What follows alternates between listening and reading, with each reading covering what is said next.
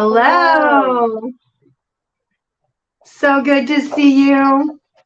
Good to see you too. Good to see everybody. I'm waiting for the notification that we're live and, good Of old course, got to get the word out.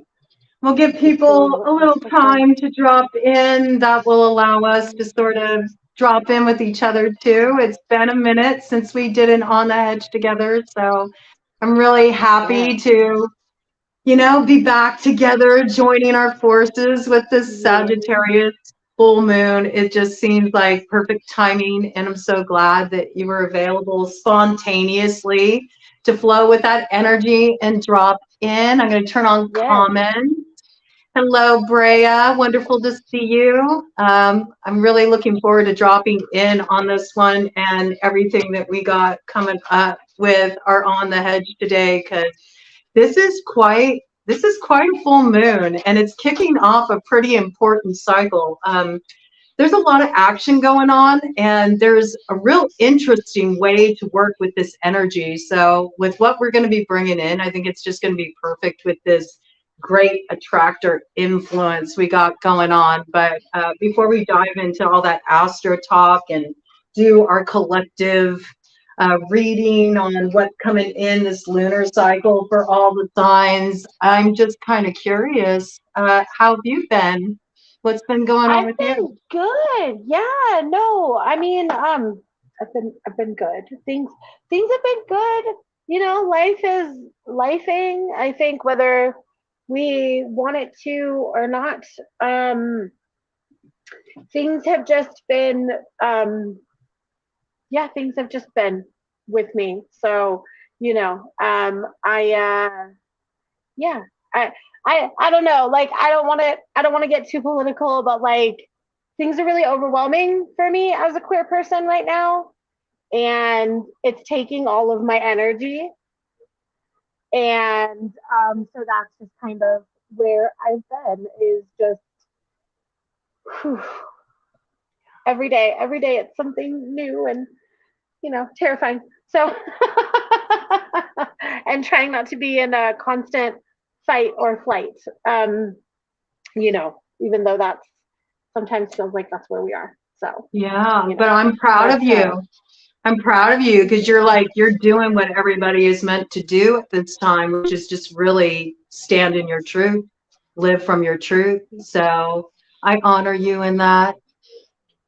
And I've gotten to witness that journey a bit, get a little bit of a window view into that journey for you. And so I'm just really proud of you for, embracing the beautiful soul that you are and giving other people the opportunity to know who you really are. So good for you, Lizzie.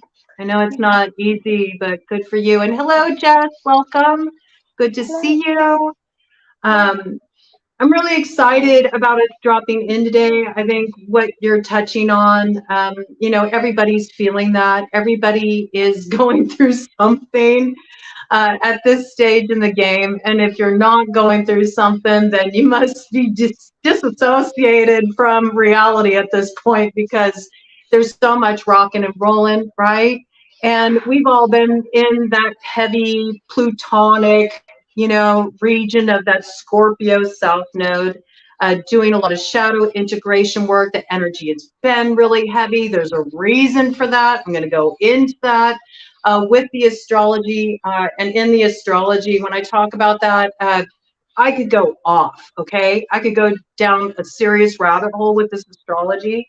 I'm going to do a separate video next week talking just about a huge download I got around the great attractor, which is kind of the center point of all the action going down with this full moon and this lunar cycle and what's coming in, and really what will be in play for a long time to come, especially with us stepping into that age of Aquarius. So that whole discussion requires a whole other video. So all of you, that are subscribers on Broad Coven, look for that to come in here on the Broad Coven YouTube channel next week. I'll be doing a big video astrological download about the great attractor, and it's pretty wild, but I do want to touch on it tonight, and it's the only thing that I'm going to be touching on tonight because it's the main focal point of the astrology. So I could go into all the little different, you know, planetary motions and all the different action with the stars and all that,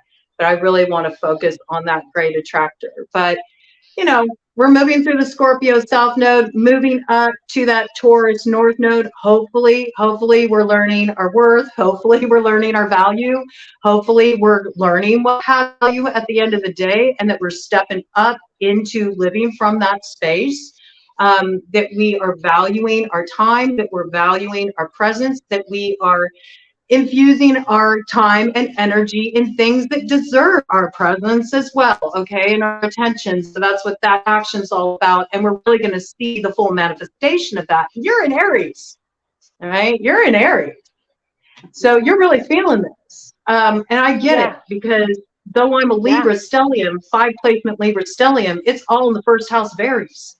So I hold that Aries Libra in equal balance. And the thing is, Aries is taking over that North Node position in July from Taurus, and Libra is taking over the South Node from Scorpio, all right? So this is a really pivotal time we're in right now. We're also in the middle of a huge equinox. Well, we are building up to the equinox. I meant to say eclipse season, but the equinox is wanting to come in, and I know why the equinox is wanting to come in. Just because of a certain character, a certain scamp we're going to be working with for this full moon. Io Pan, okay, so you know that midsummer's energy is already wanting to come in, all right? Especially with Sagittarius. I mean, it is the Centurion energy, and that is very much front and center as well, of course. This is a full strawberry moon in Sagittarius, and it's a delicious moon, really. This is an opportunity to live deliciously. If you work with this energy in the right way, you can get really sucked into focusing on the negativity, the heaviness, the disappointment, the things that you're being asked to release, to let go, to move on from, the old identities you're meant to shed, step up out of. I mean, you can cling to that if you want, and you can put your focus there, and you're really going to have a rough ride this lunar cycle. In fact, you're going to have a rough ride all eclipse season. You'll get dragged all eclipse season if you stay there. This energy really is in play. It got kicked off with you, again, with Aries, got kicked off on 4/20, on 4/20 with the double new moon, and that was a full solar eclipse. And it got amplified by the Scorpio penumbral lunar eclipse that occurred with the full moon that we had on the 5th of May. And this here is just, you know, bringing like a big spotlight on everything, okay? So it's like a flood of light that's coming in with this Sagittarius full moon. It's an opportunity for us to make a choice at this point. We're really at the crossroads, and what we need to decide is, are we going to keep our focus on the dark, or are we going to turn our attention toward the light? And it's been this dance, it's been this choice. There's a reason for it, though, and that has everything to do with this great attractor. What is the great attractor? Well, nobody really knows what the great attractor is. The great attractor seems to be a point in the multiverse that all of the galaxies are drifting towards, being pulled towards by a gravitational pull, all right? And so, of course, you know, we've been drifting towards Andromeda, and, you know, there's many different galaxies in our own little universe outside of that multiverse that have.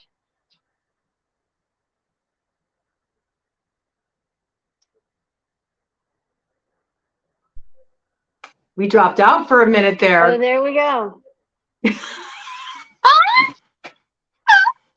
It's perfect because, I mean, it's perfect. It really is a play of shadow and light. Okay, so all of these galaxies are being pulled to this point, the great attractor. Now, some hypothesize that it may be a black hole, okay? I think it could be a portal to another dimension, maybe a birthing portal to create a whole new multiverse. I mean, really, it's anybody's guess. You can go way out there with quantum physics and play around with these ideas. You can mock up your own definition because we have no way of really knowing what it is. We don't have the ability to see that far with our technology, even incorporating more modern technology where we're working with infrared and X-ray telescopes. It improved our visibility beyond our own little galaxy, which is the Milky Way, which has a lot of flotsam and jetsam and dust created from the birthing and dying of stars. So where there's dust, that creates the density that prevents like this visibility for us to really see as far as we want. But back in the 70s, we did start mapping out like this cosmic web. And this cosmic web seems to be this like creative design of the whole multiverse. And all of these galaxies seem to be gravitating toward this one center point. And that center point is the great attractor. Now, we will never arrive at this point, even though it's what we're moving towards. Hey, Angela, good to see you. We will never arrive at this point because it's going to take billions of years before we get there. And by the time these billions of years have passed, I have my own theory about this. I personally believe we've been through this multiple times. I think we've been through birthing and dying of multiverses multiple. You know, again, it's the playful energy. Make it what you will. It really is about working with the creative brain. And this absolutely has parallels to what's going on in astrology on a personal level as well. So it's very interesting. It's very interesting because as all of these galaxies are pulling in towards this center, you know, point, the gravitational pull, it died off long ago, long ago, you know. As the backdrop, we have the CMB. It's like the celestial magnetic backdrop, and that was created from leftover light from when our universe cooled off from a plasma state. And so that, think of it like a plasma screen, okay? It's a good way to think of it. Think of it as a plasma screen on which light can be projected. And this is like the creation of reality, the multiverse. We're going out there with this, and we're going to go down a rabbit hole because the reality is macrocosm is reflected in macrocosm is reflected in microcosm. So whatever is going on out there, we got it going on in the microcosm of, you know, our own little world and also our own lives and the way it's expressing itself. So I think it's just such a, like a, it's such a template for what's going on with the astrology right now, because we're all heading somewhere, right? This is what everybody is feeling right now collectively. We know we're supposed to head somewhere. We're feeling the draw. We're feeling the pull of it, okay? Some of us, though, aren't going anywhere, right? Some of us are, we feel that we're supposed to be going somewhere, but we don't. And we're also not seeing the way forward clearly because we're kind of in this stagnant state and we're focusing more on the heaviness, the inertia, what's stuck. There's a reason for that. And that's because of the backdrop of this CMB, all right, this celestial magnetic backdrop, which is really the gravitational pull. The gravitational pull is what brings about the creation of these galaxies, and it appears that creation on this cosmic web is all wanting to move towards the great attractor. So this is like a galaxy that's been built over billions of years, all right? Well, we're never going to see it because the gravitational pull has like ceased. It died off a long time ago, not long after our universe was created. So that means ever since then, the force of darkness as the backdrop has had more sway.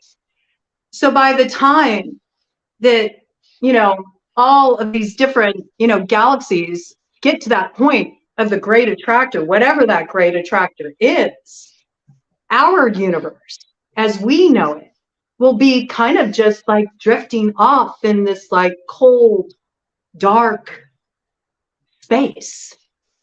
So it's very interesting because I feel like that really is exemplifying the way so many people are feeling right now. They feel the pull towards some kind of future. They feel like they should be going somewhere, but they can't see where they're going. And they're focusing more on kind of like the heaviness, the shadow aspect, the struggles, the challenges that are in their lives. And what's missing? What is missing that's preventing this creation from taking place? Because sort of the big message of the Great Attractor is this cosmic web, it's never going to be completed. We'll never see it completed. So it's sort of like bringing forward this message of some things are never meant to be. Some things will never come to fruition. And at the same time, this download has come in for me around this that's really highlighting, well, what's missing? What's missing is the gravitational pull. And if macrocosm is reflected in us, humankind, as microcosm, then don't we play a role in creating that gravitational pull? Because there is no separation. It's all one energy. It's all one energy. And it's very interesting because this great attractor is at the very center of a supercluster known as Laniaka. And Laniaka is a Hawaiian word, roughly translated means immeasurable heaven. So it's like in what you could think of as infinity, okay? Infinity. And it's comprised of 4 supercluster branches of over 500 groups and clusters with more than 1,000 individual galaxies. And it stretches out over billions of light years. So this is why we feel like such a powerful, strong pull in our lives. Like, I'm supposed to be doing something. I'm supposed to be creating something, because it's mimicking the energy of what's going on in the multiverse right now. This pull, this to create on this cosmic web, this whole, multiverse, that's the galaxies coming together. But what's happening is the darkness is taking over. And because the darkness is taking over, it actually, at one point, will drive galaxies farther apart. So it's interesting. It's like push, pull kind of dynamic we got going on here. So the thing is like, we're all heading toward a future of faith, but we're never going to get there. We're never going to get there. And it's sort of a real call for the collective to bring the attention really into the present, because this is our point of creativity. This is our point where we can really step into that energy that Pluto in Aquarius, and now we got Saturn, okay, that's retrograding, going to be retrograding into Aquarius, which is all like the building blocks. Saturn's about the building blocks, how to build something in a new way. Pluto is revolutionary, right? It's like overthrowing, doing things in a new way, doing things in a creative way. And so it's interesting that this energy is coming in, because it's like, we're meant to use, this is my download, okay? I'm not talking astrology, now I'm going off on a channel download tangent.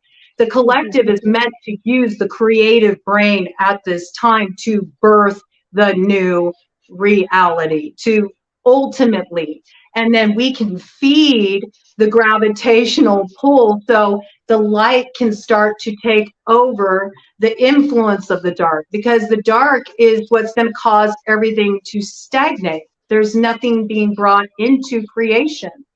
And that's why it'll be just like a cold blue planet, drifting off in a vast nothingness.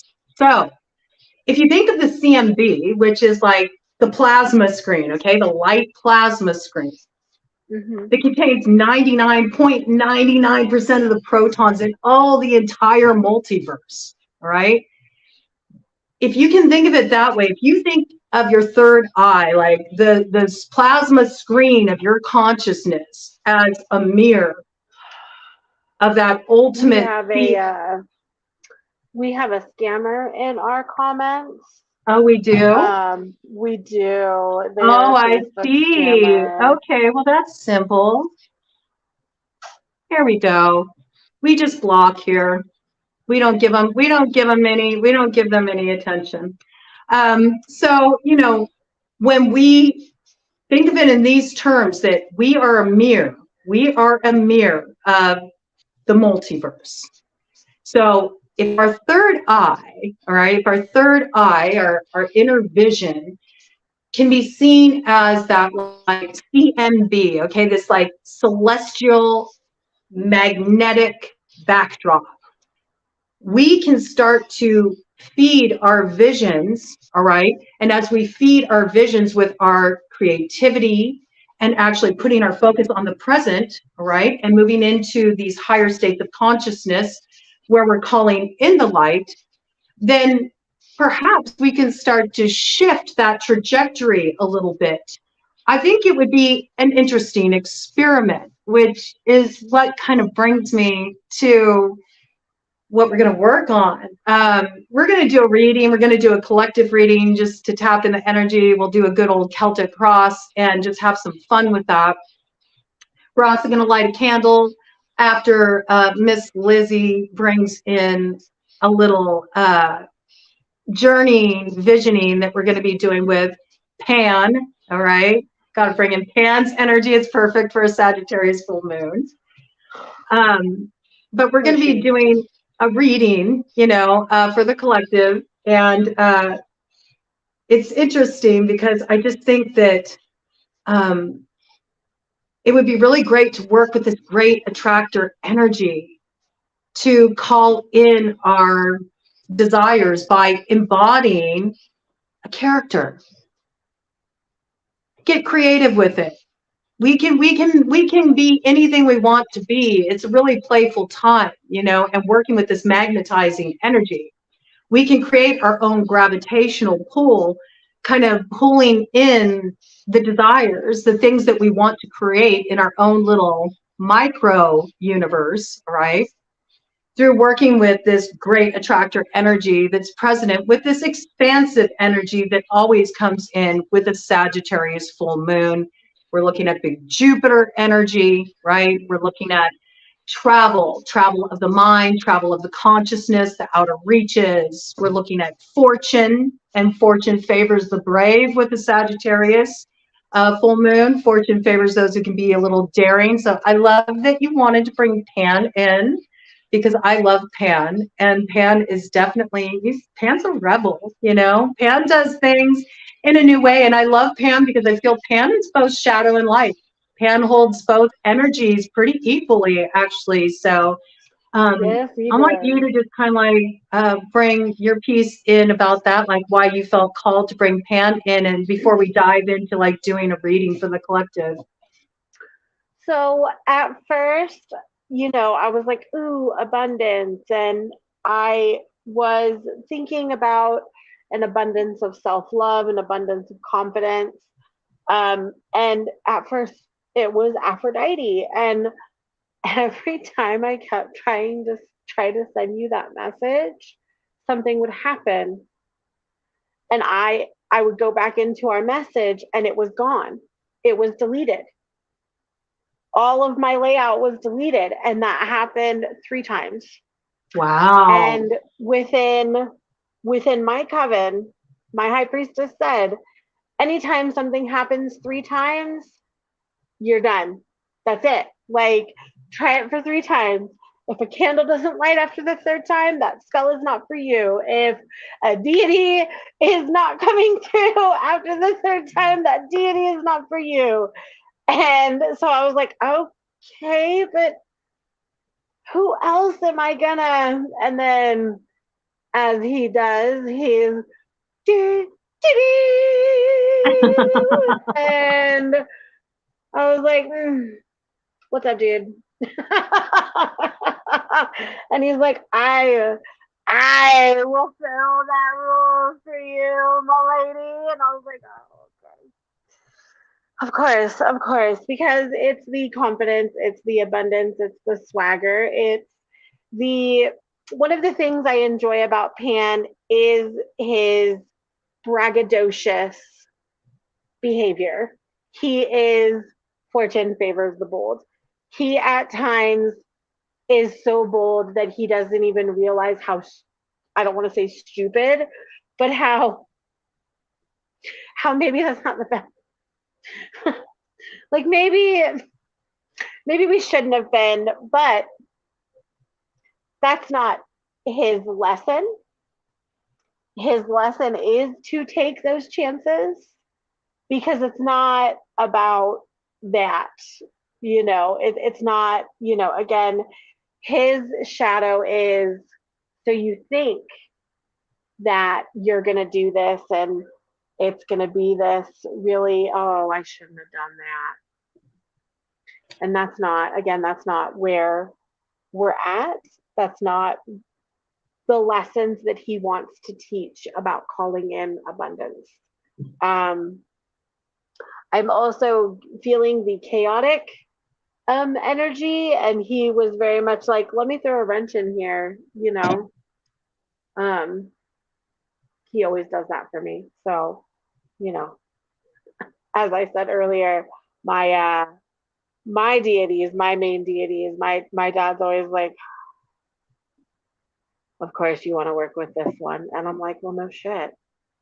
My mother did hang out with nymphs prior to being married to you. Like, so no, it's all interconnected. And I look at him as like the uncle or the cousin that's always like, hey, you want to have some fun? And you're like, last time I had fun with you, we got in trouble. And he's like, no, that's not how we're not bad at this time. There's no trouble here. There's no trouble here. No. Learn my lesson, straight and narrow. So yeah, so we're gonna have some fun. He was like, oh, I'll tell you what we're doing when we get there. And I was like, okay. He said, just bring him to me and I'll take over from there. I love it. Pan is like, if I had to choose a patron god, because I'm a Discordian, so I work with whatever. I'll make up a god. You know what I'm saying? Right. I just play. I just I love to play with the creative energy. But if I had to choose a patron god, I would so choose Pan. I just love Pan. I love his wildness. I love his free-spiritedness. I love that he is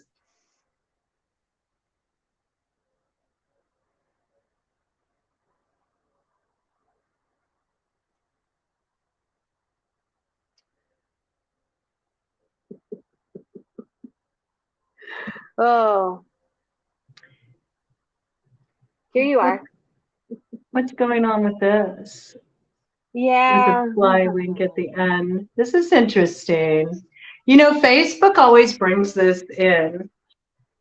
Facebook always brings in this energy. This is why I don't do these on Facebook anymore. I pretty much just do them on YouTube. But I wanted to today, so there could be an opportunity for more people to benefit, and it's okay. But you smell what I'm stepping in, Strega, Lizzie? Yeah, it's the bots, man. It's a bunch of bots, and it's a bunch of fake, fake accounts. And yes, Angela, bring in the chaos, man. That's why, I had him off to the side. I had the statue off to the side, and he was like, oh, okay. And I was like, okay. I know you appreciate the Facebook Live, Angela, but the Facebook Live is always full of fuckery, and it's just annoying. So this is a one-off. It won't be on Facebook in the future. But anyway.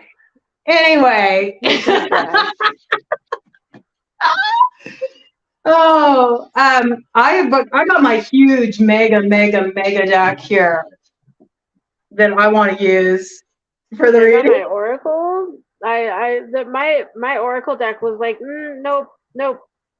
We gotta talk, and I was like, okay, I okay. love it. So this is a Celtic cross, and they were like, we are aware. Oh, My okay. mega deck is a combination of the arcane bullshit deck, the angel tarot, and the occult tarot. Nice. Because I feel like those kind of polarities are so front and center right now in the current astrology. You know, you hear a lot of people have been talking about spiritual warfare and all that. And yeah, there's a lot of kind of like lower vibe energy out there for sure.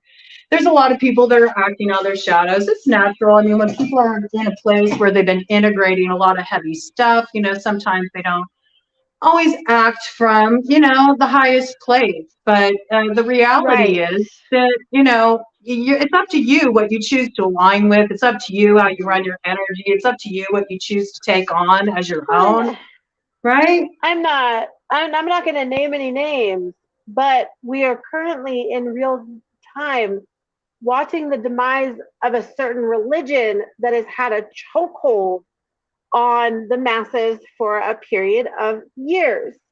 And we are watching it in its death throes in real time. I'm not naming any names. I think we all know what religion I'm talking about right now, but it is collapsing in on itself. It is cannibalizing itself. It is doing what that religion was meant to do.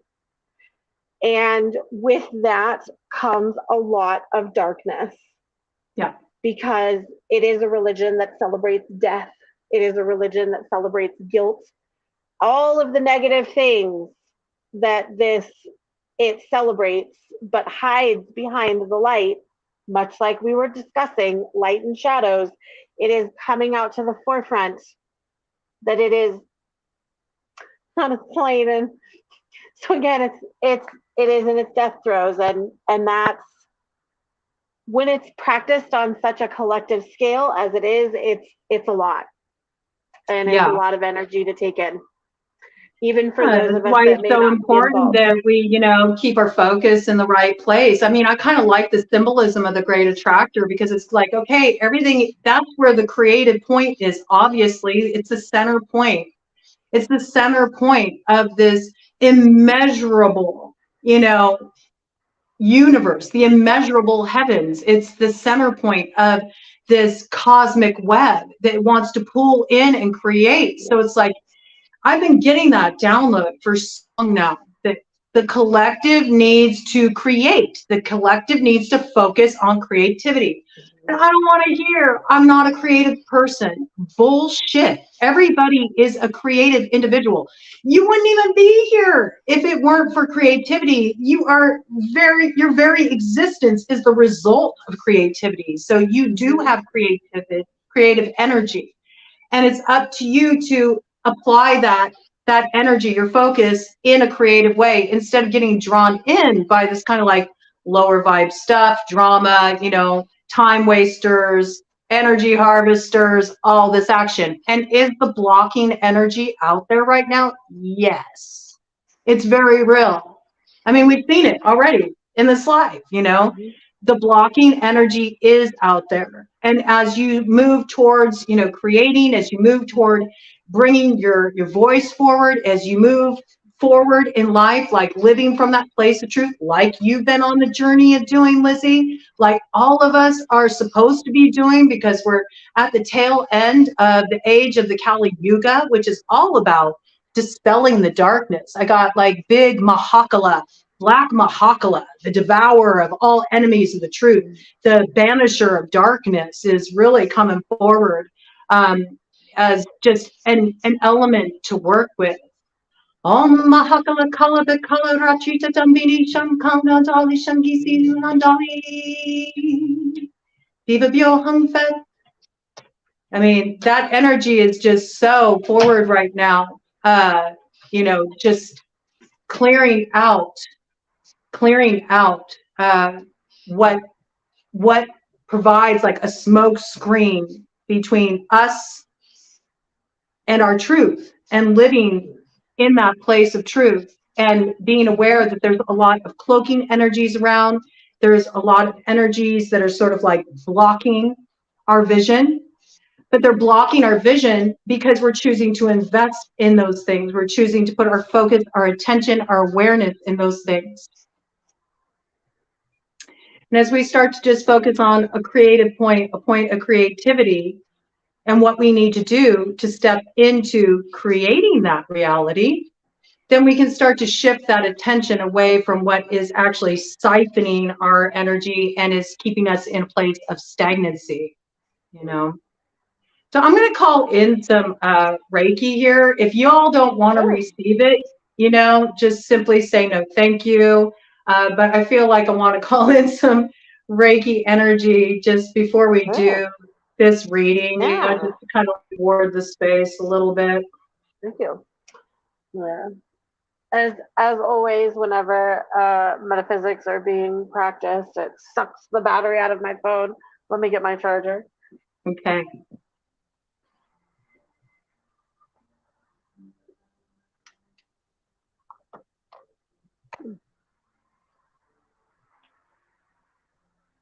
Yes. It's true. People will hold on to their traditions and rituals despite the fact that faith should free you, not something that binds, hinders you from growth or evolution. We all need to kind of be in that place where we can be sort of like beginner's mind, you know, teachable. We need to do a lot of unlearning, actually. The more that we can kind of clear the slate like a chalkboard, the better off we're going to be in reality, you know? Because we can't move forward the way that we have. That's what the Age of the Kali Yuga is all about. It's complete destruction of the old way so the new way can come into being. And there's no other way around that, you know?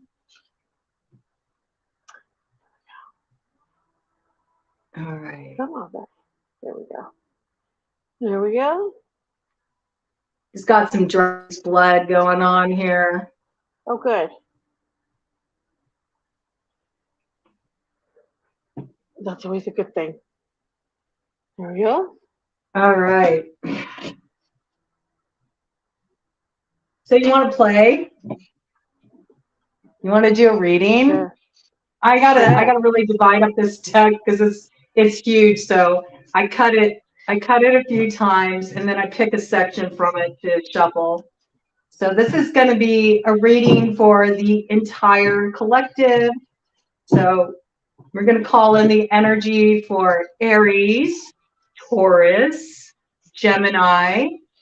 Happy solar return, Gemini. Just want to wish you a very happy birthday. You'll be up front for all readings coming in, all new reading series coming in at Broad Coven during your solar return season. So I hope you're all celebrating and being pampered and enjoying yourselves, and wishing you lots of blessings in this next year of your life. Cancer, Leo, Virgo, Libra, Scorpio, Ophiuchus, Sagittarius, Capricorn, Aquarius, Pisces. We're going to look at what's coming in for this lunar cycle with this Sagittarius full moon. All right. I got the chunk of cards I'm going to be working with here. And I'm ready to play. I'm ready to look at what's coming in here.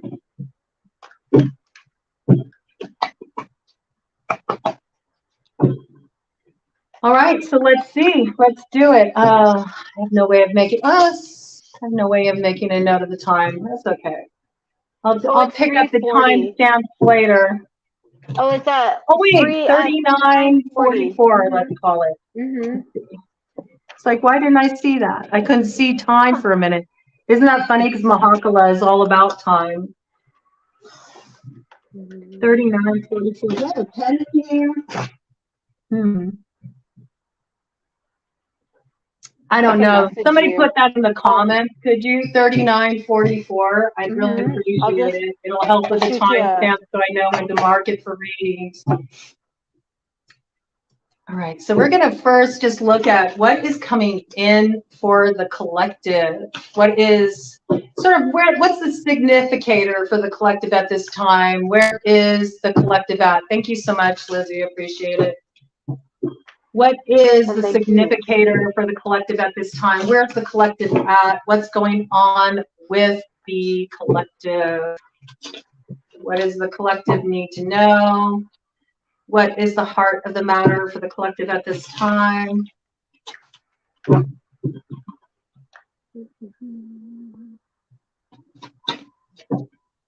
Well, that was fast. You know, I'll just see. I'll do one full pass. We'll see if anything else wants to come out with it. It's something that's kind of moving out of the crossroads. It's in the process of, I don't know if it's in the process of turning upright or upside down because it's face down, but it's the occult tarot.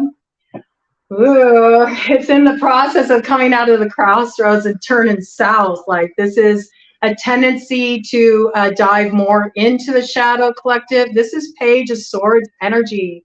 Botus gives answers of past, present, and future.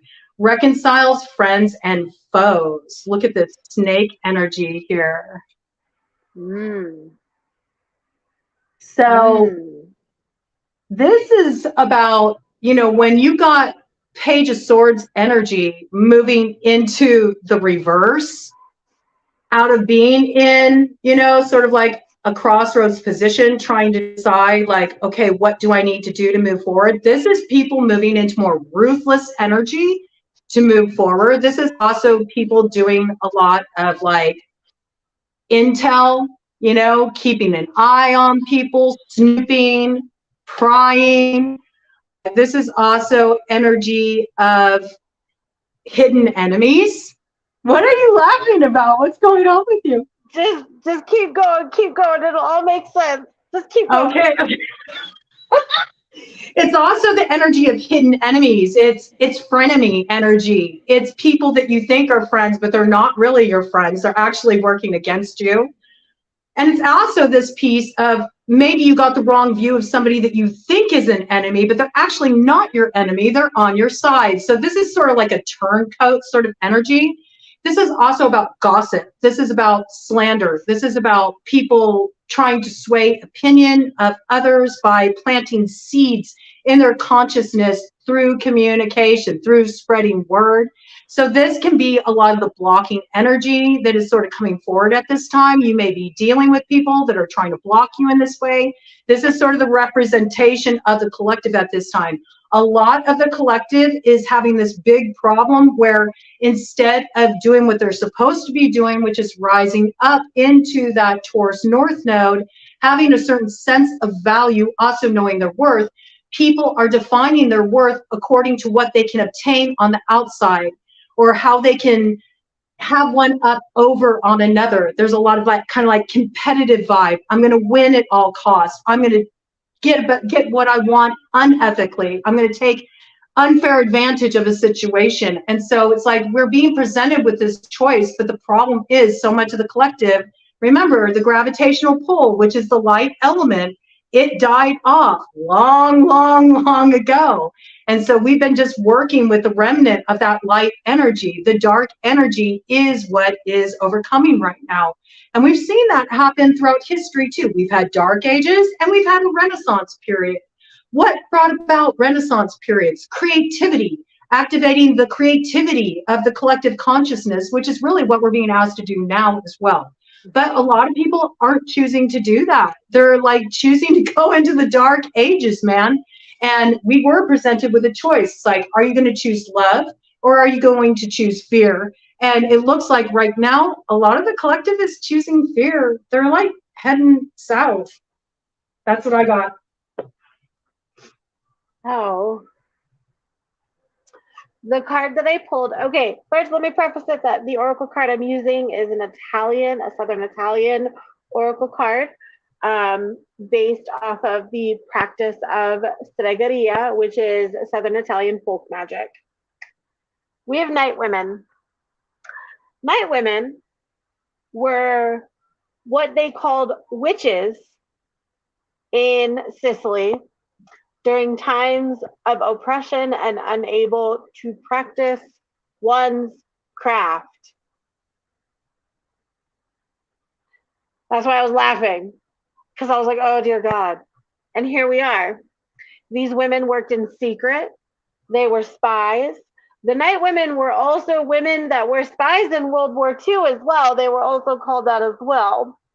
But these women in Sicily, if you needed something done, you went into the forest at night and seeked the night women. You went to the crossroads and seeked the night women. Also, one of the other cards that fell out is blood. And I need to say this to a few, I don't know. You gave your oath. There's no backing out. I love that you brought this in, because this has been coming in on downloads lately, that like blood oath karma is fully coming around right now. I've been picking that up, so I love that you just brought that in. And so, yeah, I don't know who needs to hear that. Oh, okay, here we go. Okay, there you are. But yeah, they're like, don't talk about the blood oath karma coming around, Shannon. Not allowed to talk about that. Kidding. Deal with it. Yes, and there are also some that, and again, the messages that are coming through is you are going to have to start to do some things in secret. Not everything is for everyone, nor should it be broadcasted. And so the night women, if you want to research them, they were witches. They were, you could say they were the town gossip, but they knew everyone's business because everyone came to them, even the priests. Even the fucking priests came to them because they had the ways. I'm also feeling that there are some folks that if you stopped practicing, again, this goes back to the blood oath. I gave a blood oath for my craft. I never stopped practicing my craft. And anytime I did stop practicing my craft consistently is when shit went crazy. If you have given your blood oath, for anything in this life, you need to reflect and take a step back and say, oh, is this why my life is so shitty? Because the answer is yes. Thank you. I appreciate it. And the blood is so foundational, and the bloodlines are coming through so strong. The ancestral energy is really front and center. And that also goes back to that piece of, I also see it as, not just like the secrecy, okay, not just the secrecy, but it's also this piece of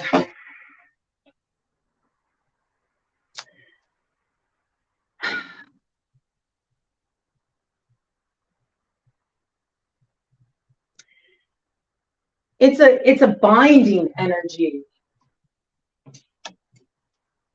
It's a binding energy. And, there's ways to lift bindings, but a lot of people don't know how to lift bindings. And so part of this could also be, you need to dig deep. You need to dig deep. If you've done work like this, you need to dig deep and you need to research what you need to do to perhaps lift a binding, because what you bind, you're bound to. That's very significant. What you bind, you're bound to. And the piper will be paid. I mean, there's the piper right there, Pan, okay? There's also the piece, though. How can I put this?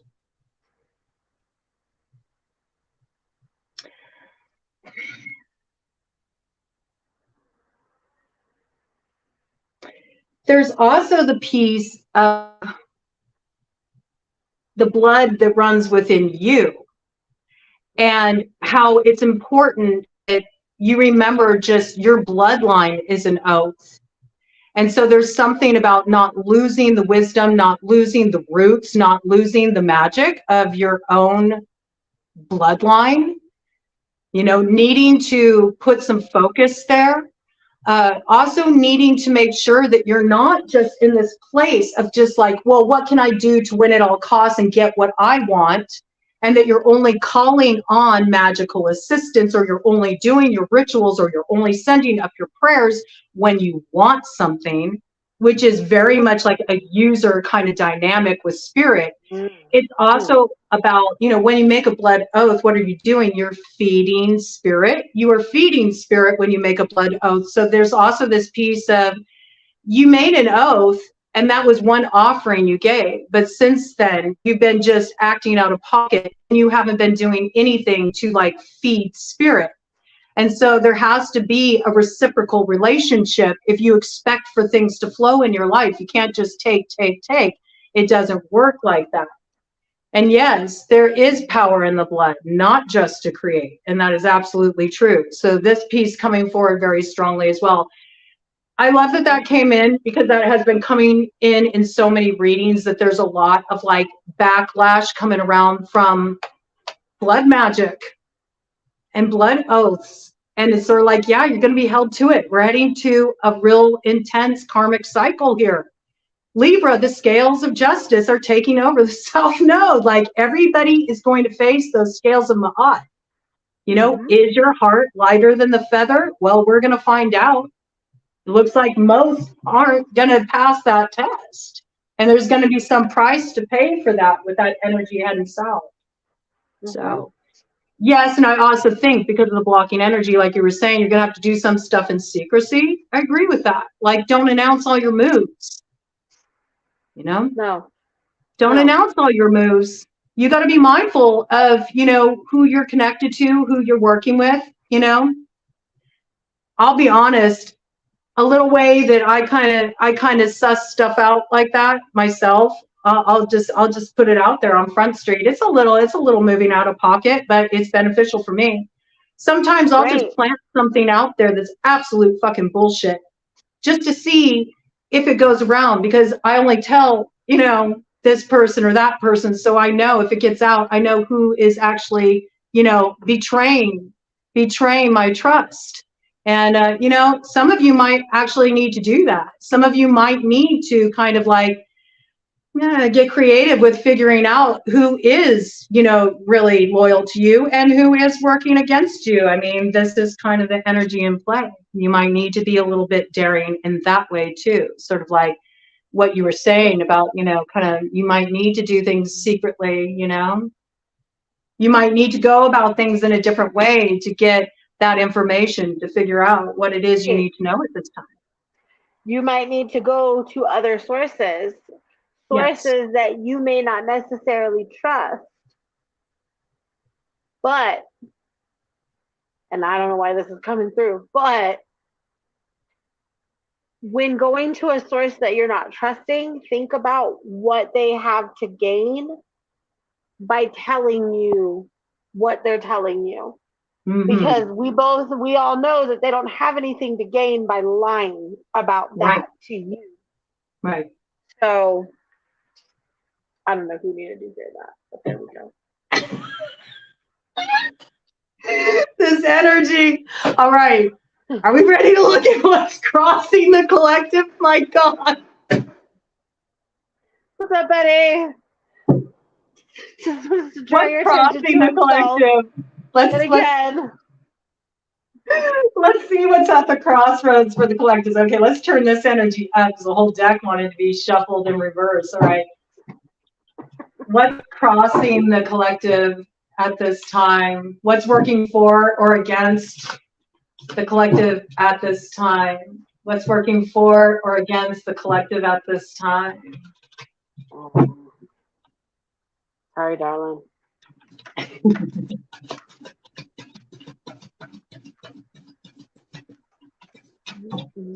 Oh, quite a bit. quite a bit on this end. What do we got?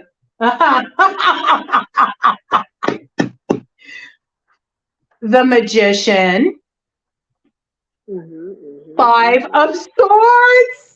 Five of Swords. Wait, it gets better. Look at this. Oh my God. Future not found. Error 404. I said arrow. I don't know. Sagittarius front and center. I just said arrow. The robot riding a gorilla. Okay, this is like going about something in such like an outdated, like formulaic way, not working in harmony with the energy. This is trying to have too much control, you know, trying to have everything, you know, neatly defined. I see this as people trying to do, you know, like what we just brought in, this binding work, blood magic. I have to bring it in. There is a strong occult influence in play right now. It's really been picking up. It's been ramping up over the past, I would say, really, I've felt it really start to peak over the past few weeks. It's just like as we move towards that changing of the nodes of destiny and we're preparing to move out of that Scorpio South node, it's like reaching this crescendo. We're like at the montage portion of our journey right now, astrologically, I really feel. This is like not having a clue about what you're doing. This is about going about things in the wrong way. This is also about people trying to control the future, maybe through manipulative means. I mean, with the Magician, it doesn't just have to be through doing spell work. It can certainly also be through just manipulating circumstances, okay? It works in both ways, but, you know, on the Hedge, we do talk about the occult. We do talk about these sort of things. But with it coming in with the Five of Swords, we know that this is treacherous work, right?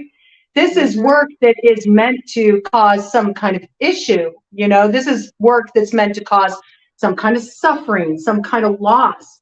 And these cards, I really like these cards because they have like this little message here on each one. For the Magician, it says, spiritual wisdom and magic helps one gain wisdom and discover hidden secrets, which is what we were just talking about. Get clever about how you discover the hidden secrets, right?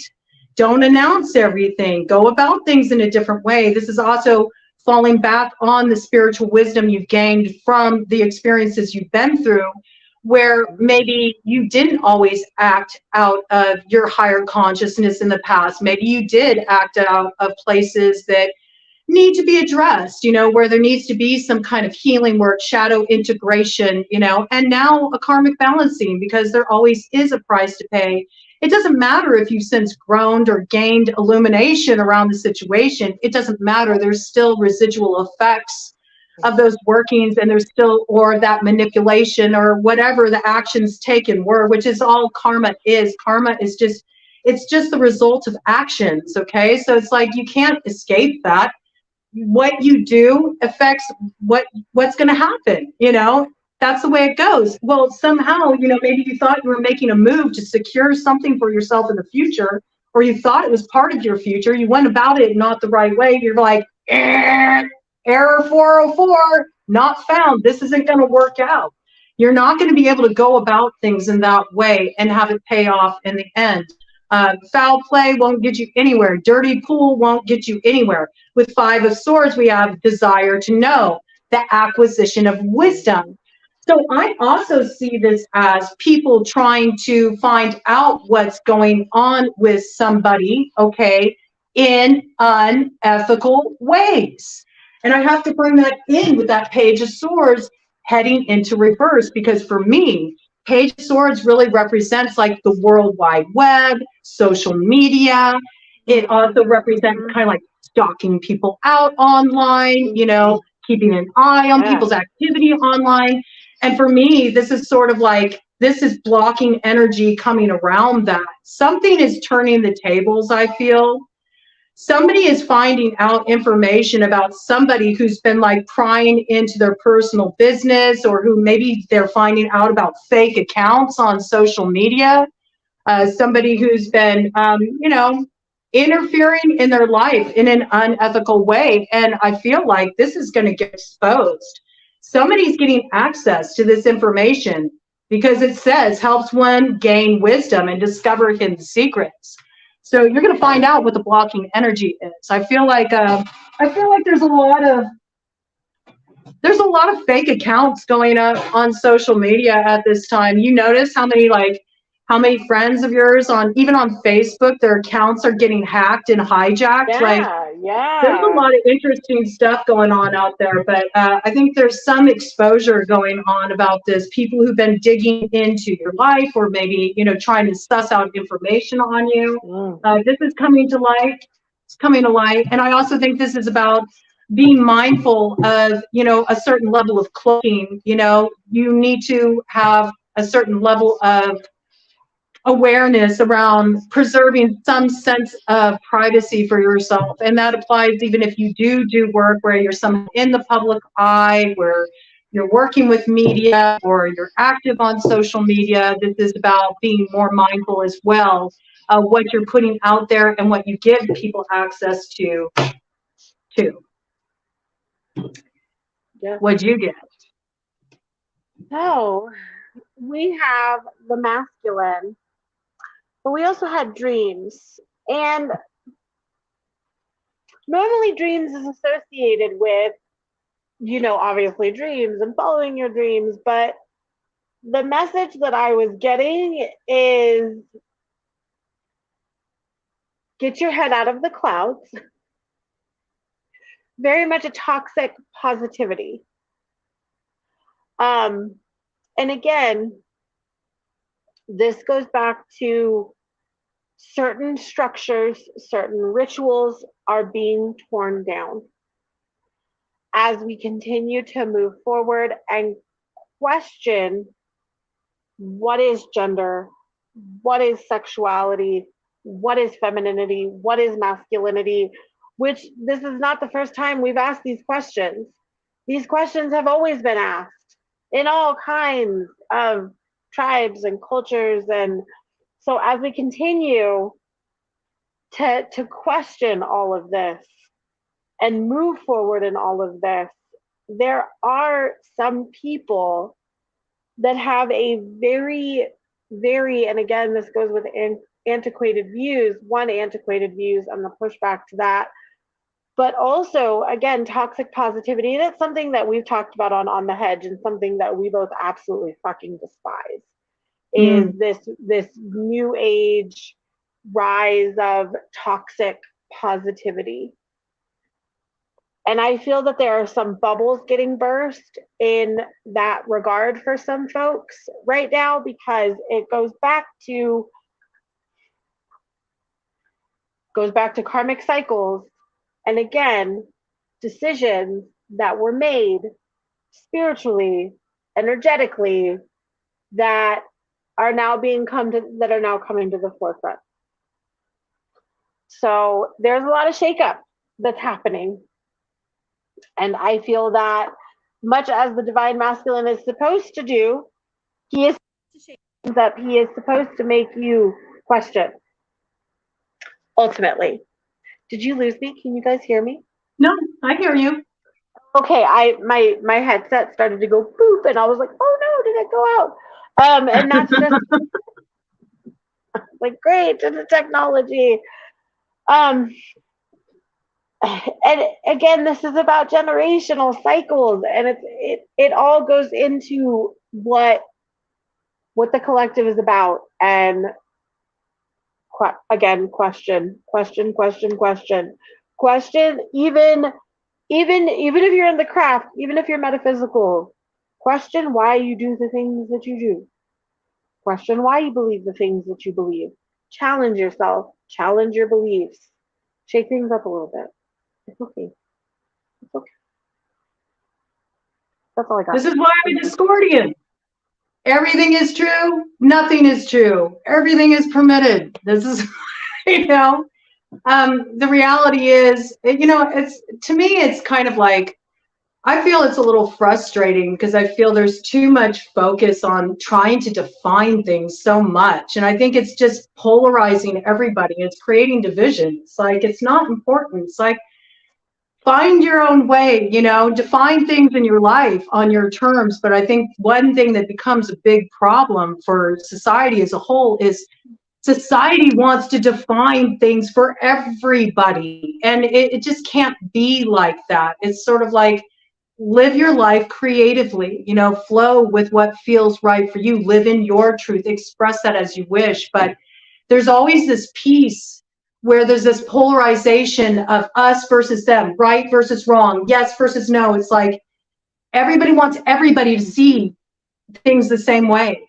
And it's an impossibility. It is unable to be achieved because everybody has their own truth, their own perspective. We all look through our own little like window in the grid of reality.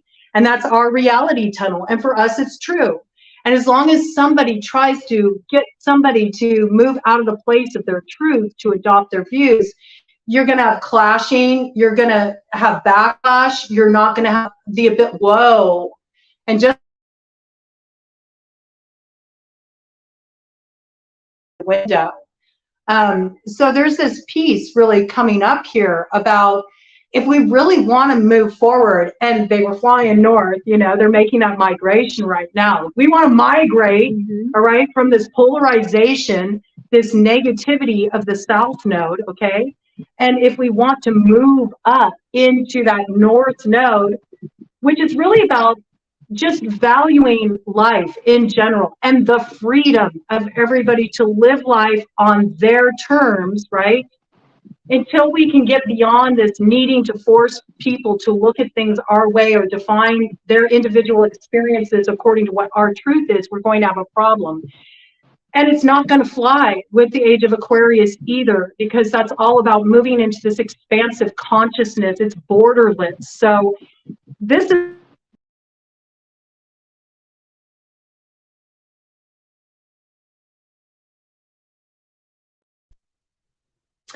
ooh, well, now it's just me. We'll see if Strega Lizzie pops back on. Here she is. Wait a minute. Oh, my goodness.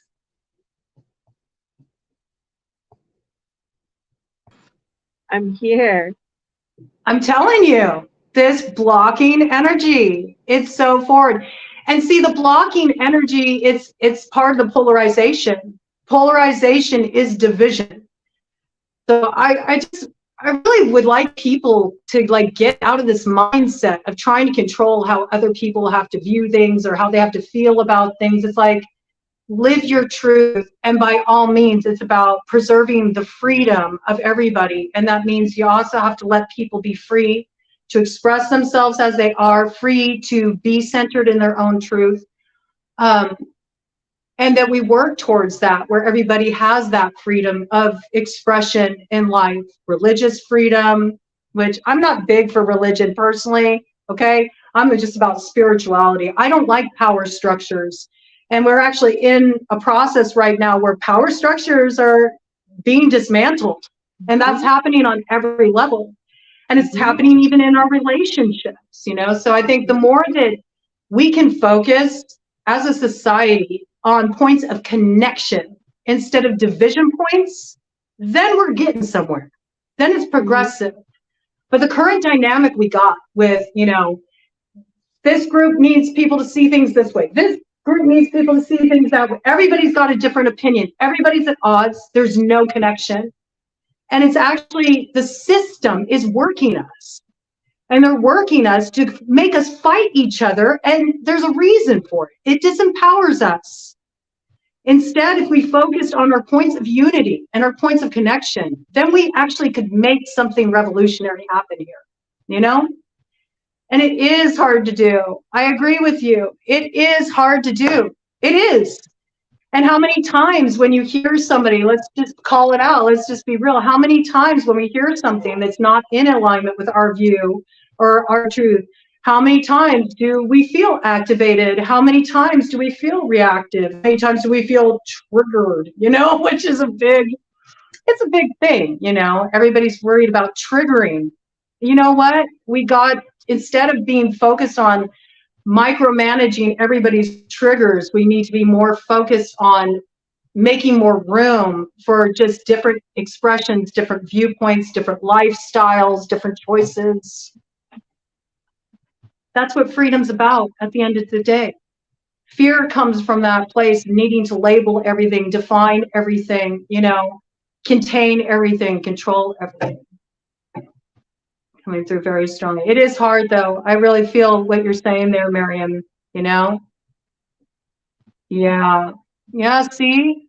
Miriam is bringing this piece in here. It's happening for Miriam on a personal level with a relationship that's breaking down. And this is true. You know, we can do it even within our relationships with each other, you know, where we end up, you know, having this division because we can't see things the same way, you know. So challenging of a time, very challenging to overcome, you know, and very difficult when we literally have the algorithm is encouraging us to fight about things, be divided about, you know, things, instead of focusing on, you know, what can bring us together. Yes. And to be clear, I'm all for healthy division, but the moment that people don't want people to exist, that is not a disagreement. That is you infringing upon the rights of other people to exist. And I have zero tolerance for that. Yeah, that's not freedom, is it? That's not right. freedom.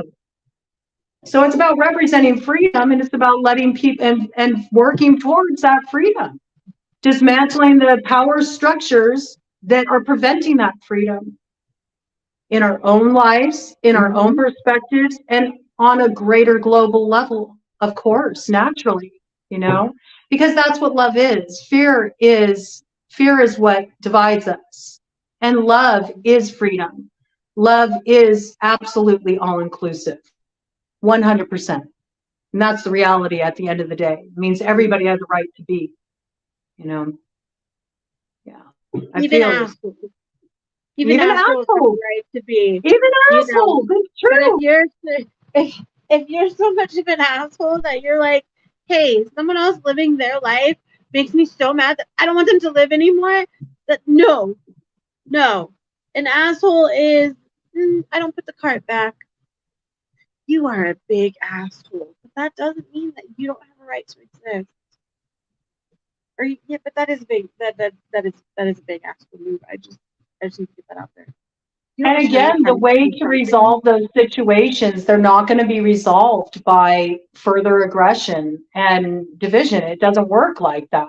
There has to be re-education, relearning, dispelling of ignorance, you know. So there's a lot of work that goes into that, and we're all held to that high standard. It's definitely a challenging time. I mean, revolutions don't happen with ease.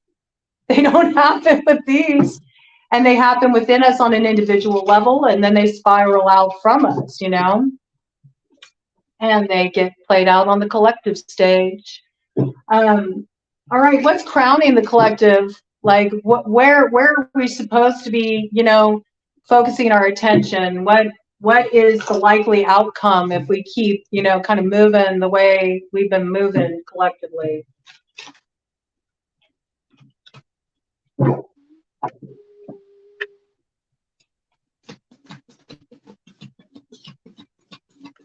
Crowning the collective, what's crowning the collective, what's crowning the collective.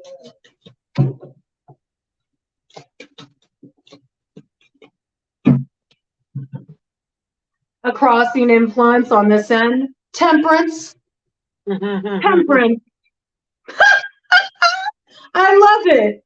Reconciliation regains the favor of those one has offended. We got to work on temperance. We have to look at balancing things out. So it's not, again, when we see somebody and they're acting out of ignorance and they're acting out of cruelty and they're inhibiting others' freedom and they're acting out of hatred, you cannot resolve hatred with hatred. You can't. you have to love it away. You have to balance it out, you know, where there's this intractable earth quality, you know, you have to bring in the water, the nurturing, the love to help something to grow. And sometimes that's about compassion. How did this person develop this ignorance? How did this person develop this mindset that causes them to act out in this way? And it doesn't mean like suffering fools in any way. And it doesn't mean lack of accountability.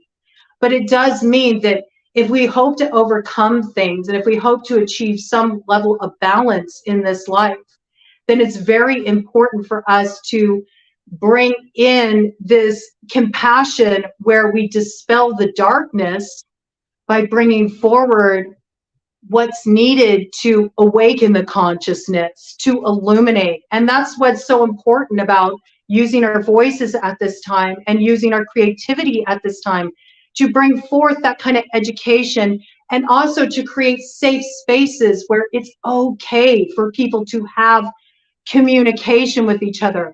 And I feel like this is really important, and this is a piece that's so often glossed over and missed in general in society. It's not just about having communications where the communications are easy.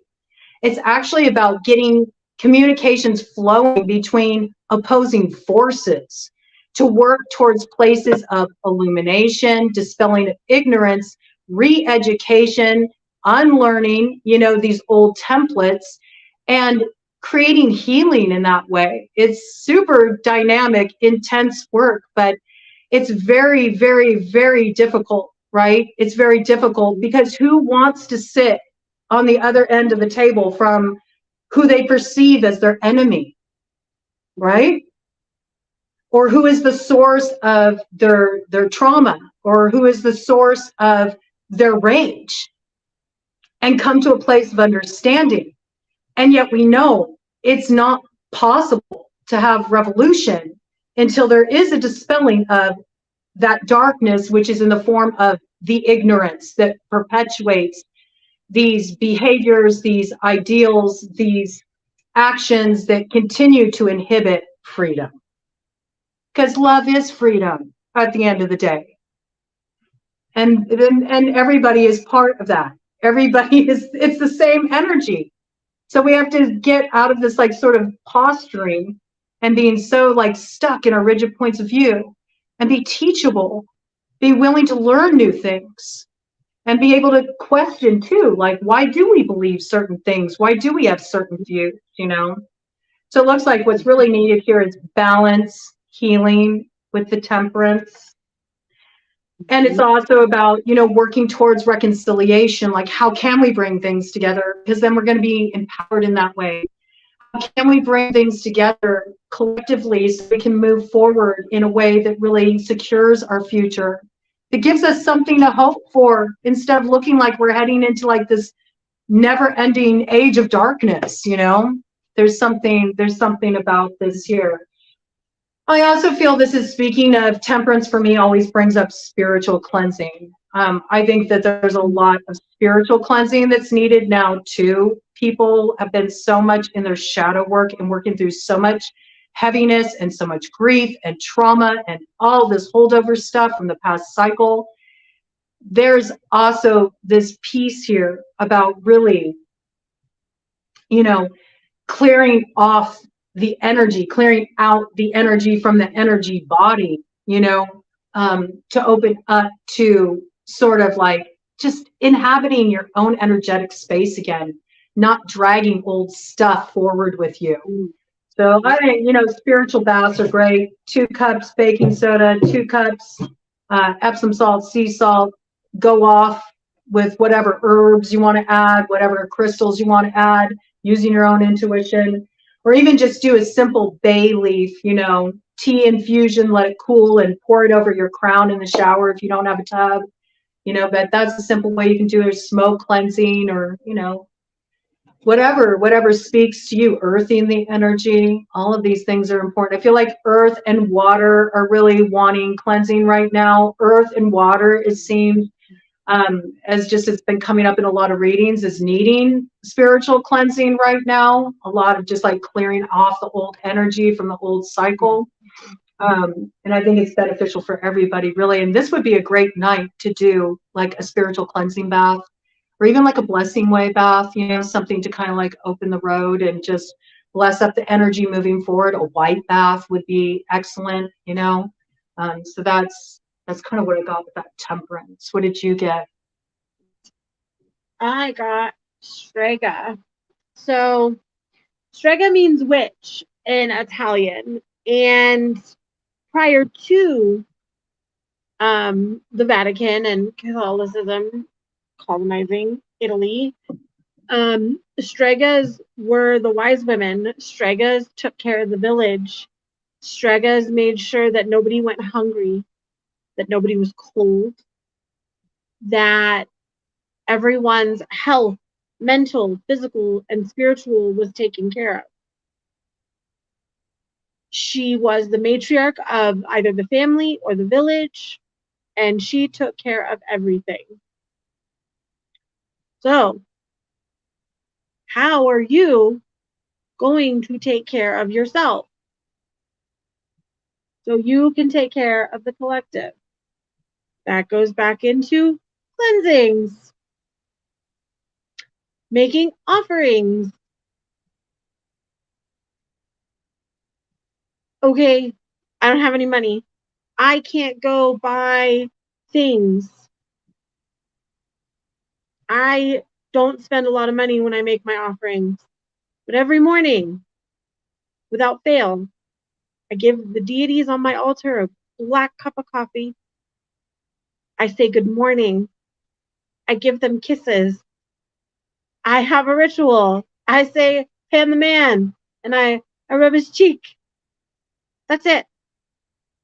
Just that is an offering, because your time and your energy is enough to give to your deities, your spirits, your ancestors. I say good morning to my family every morning as I give them a cup of coffee. Living your truth, being who you're meant to be, is an offering to your spirits, to your ancestors.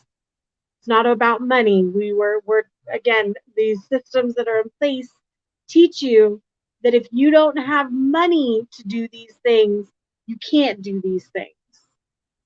That is so not true. I have something in my eye. They're like, okay, enough. Thank you. And there we go. So I love that you brought that into. It's so true. It's such an important piece of it, you know, to just have that point of connection. Made me think of my teacher on the third road, the fairy tradition that I'm initiated into, Francesca de Grandes. She has a beautiful prayer, you know, for starting your day, and it's Goddess, please protect me in my magic and life, guide my thoughts and deeds, and give me the power to live life according to your generous wisdom.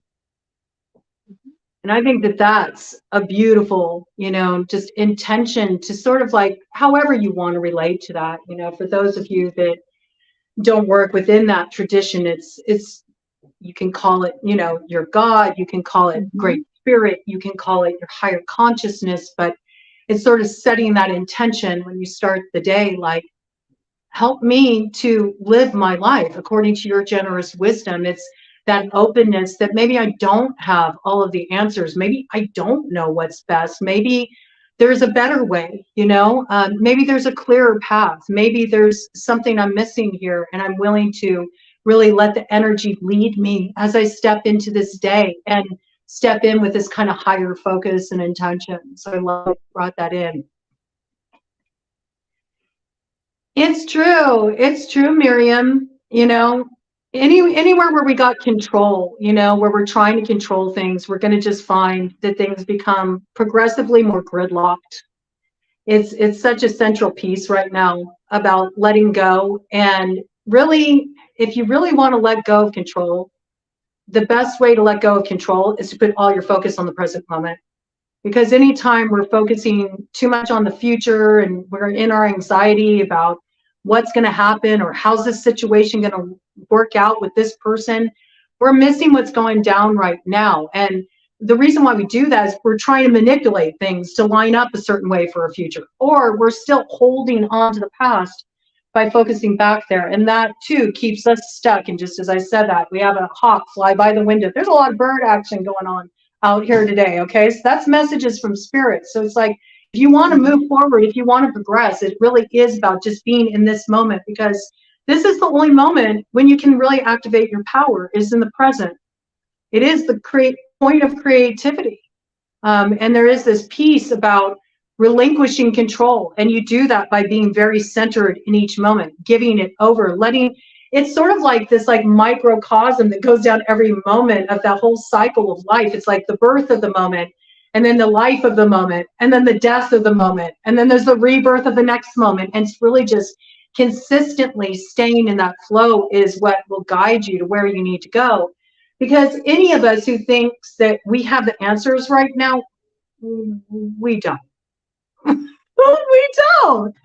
And it's also just kind of like that whole great attractor energy again coming in, where it's like we are being pulled by a gravitational force, but we don't know ultimately where we're going because we can't see it. And that's why we kind of have to live our lives. It's like almost living your life by braille. You know what I'm saying? It's like you got to get tactile with it. Like you got to feel it out. You got to get into that like instinctual part of you. It's not about what your brain says, you know. It's not about just what your heart says either. It's about the bridge between the two, when you come into that place of instinct, you know, where you allow your biology, your bloodline, your DNA to be activated, the wisdom of all those who went before you, your ancestors, and also your intuition, right? That watery element. It's both. It's the roots and the wings, you know. Pretty wild. Okay, so what do we need to rise up out of? What's the foundation of the matter? What's beneath us? What's the foundation of this matter that the collective is facing?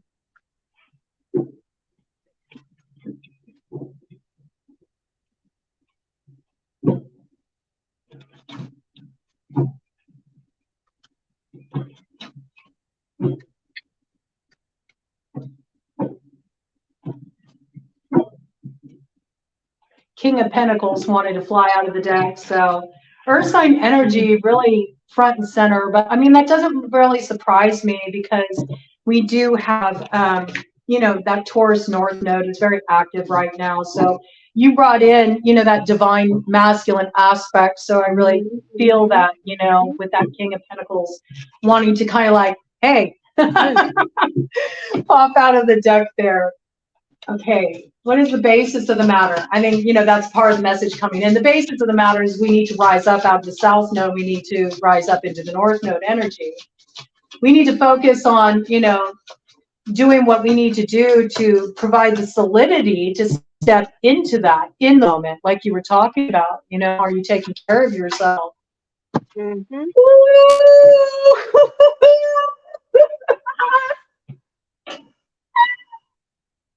The basis of the matter, justice. Justice. And that's that Libra energy that's taking over the South node when those nodes of destiny shift and Aries takes over the North node. Justice makes truth known in court, causes innocence to prevail. The basis of the matter is we are in a karmic time. It's the way it is. Right? So many people always talking about, you know, and it probably is coming in like that too, because we brought in divine masculine, which I want to say, as far as this like divine masculine, divine feminine lingo, everybody has the potential to be divine masculine, divine feminine. Everybody. Is everybody stepping into that? Absolutely not.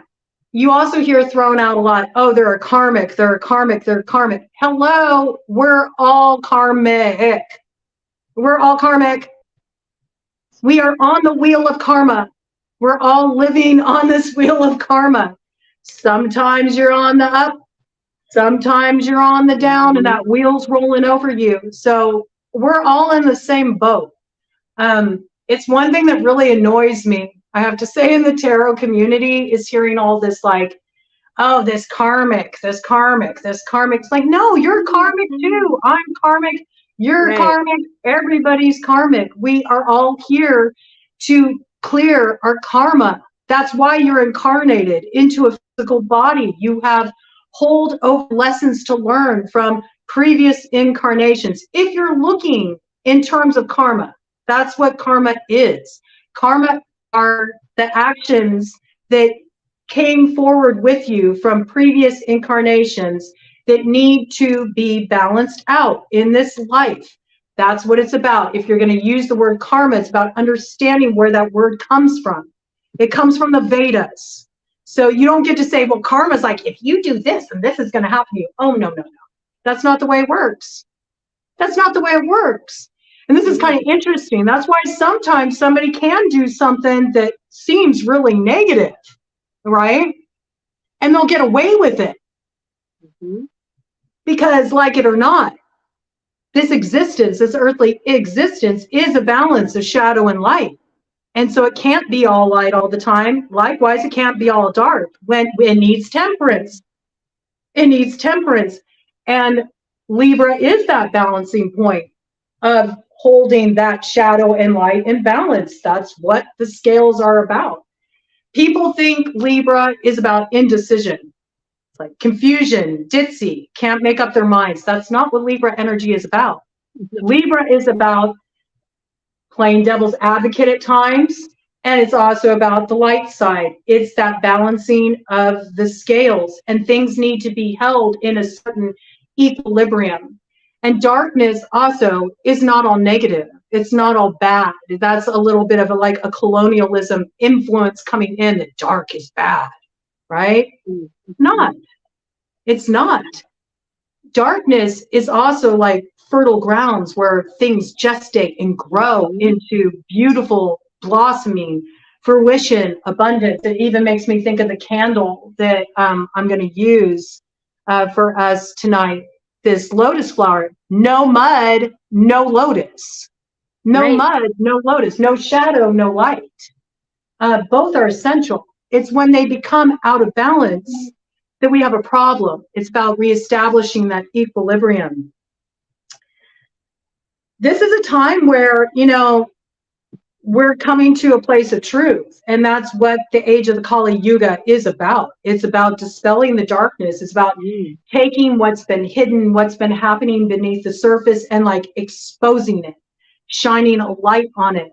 It's about a reckoning. It's about accountability. It's about, you know, deeds have a certain, you know, corresponding result.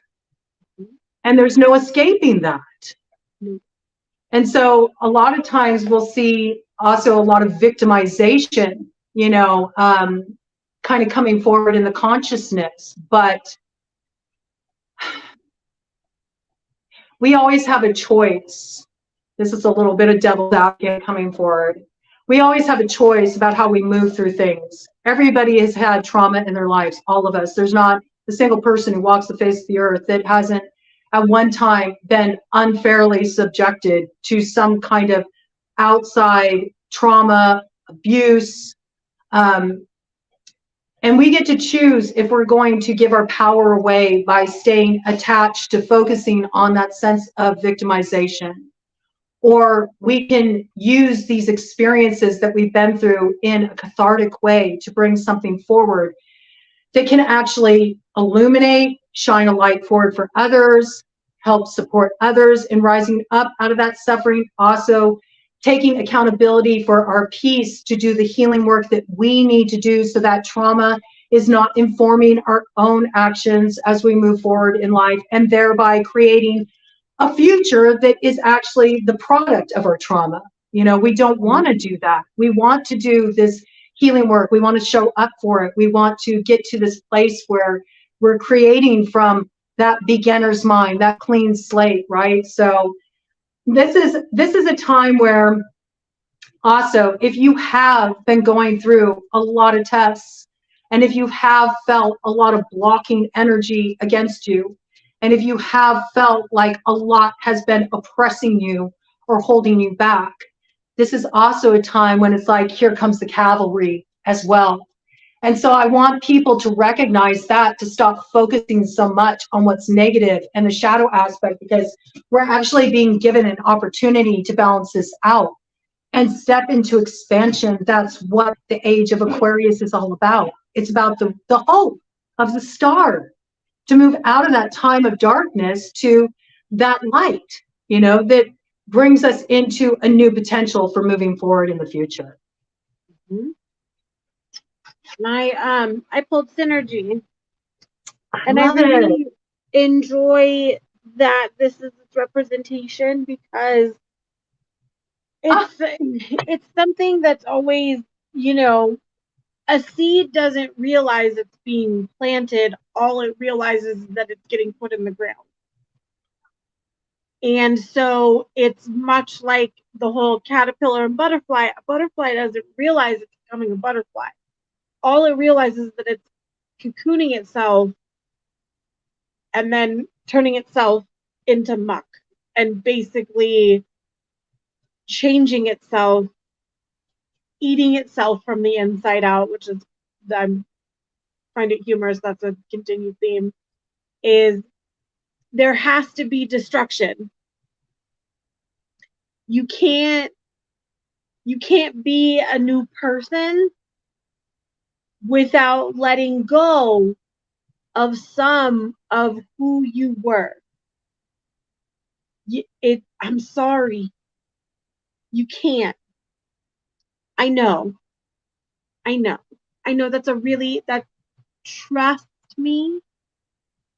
I know better than most, but you can't. You can't be the person that you were and still be the person that you are now. You can save parts of yourself.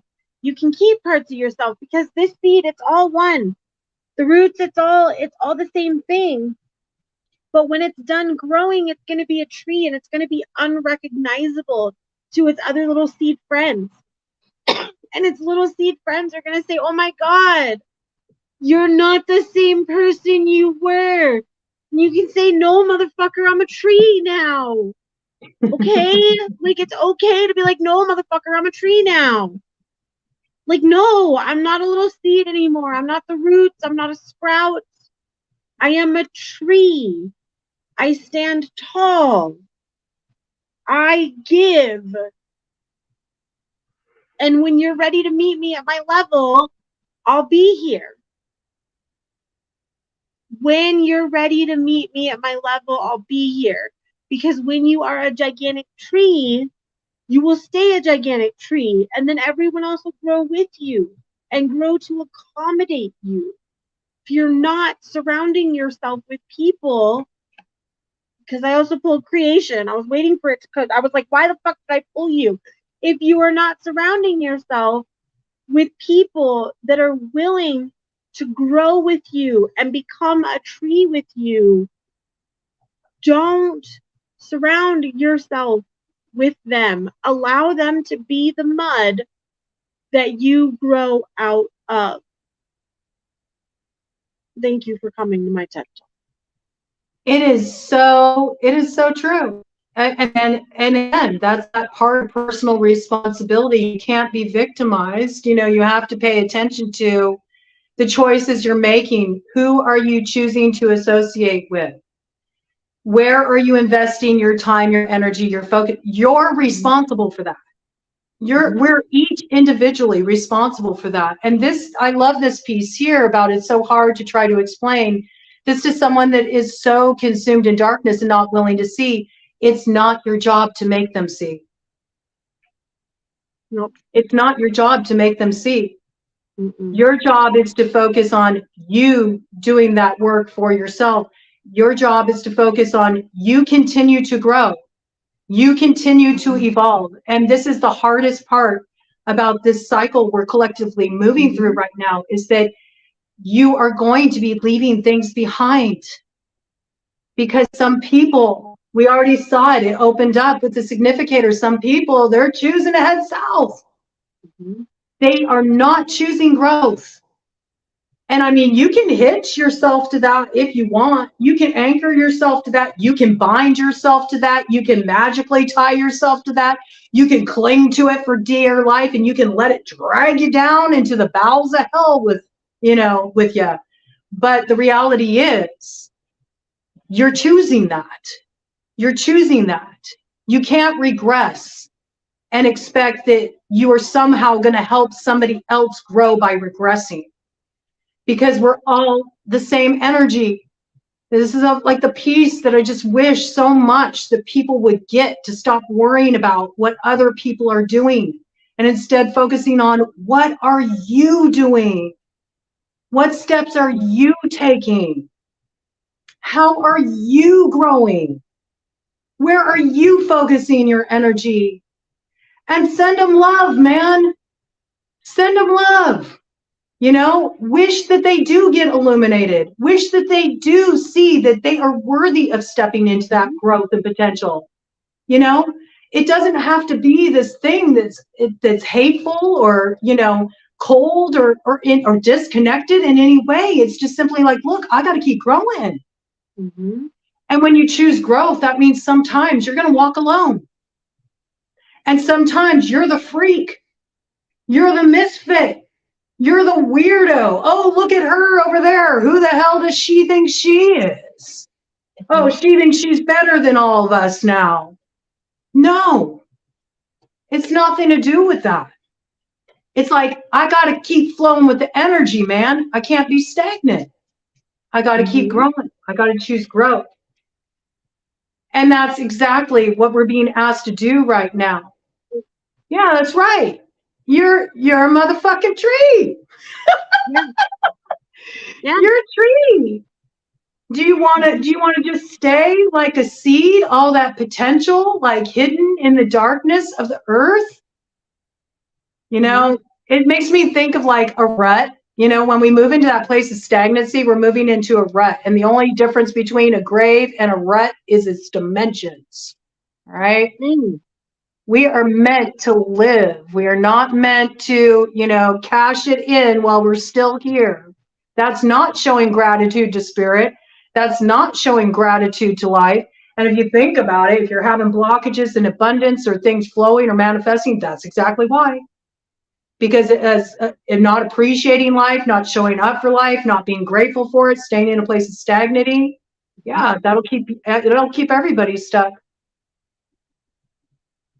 Yeah, let it be the mud that you grow from. Exactly. It's all about that. No mud, no lotus. You cannot have one without the other. No mud, no lotus. It's necessary. We got to slough off the muck, and we got to all do it together. And we have to do it independently, not micromanage, somebody else. We can't stay behind pulling others out of the muck. They got to do that for themselves. It has to be about them being empowered, All right. It always gets juicy, man.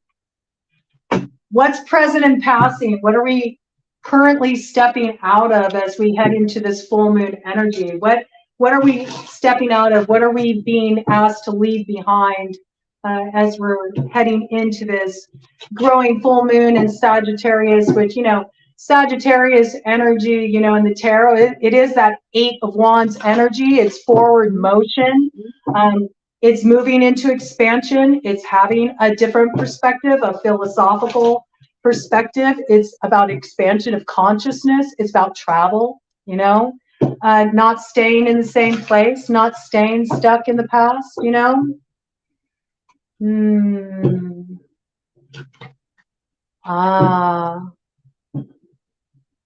Oh, yes. Well, you're ready to step into it, Cody. Allow yourself to grow into the beautiful tree you are meant to be.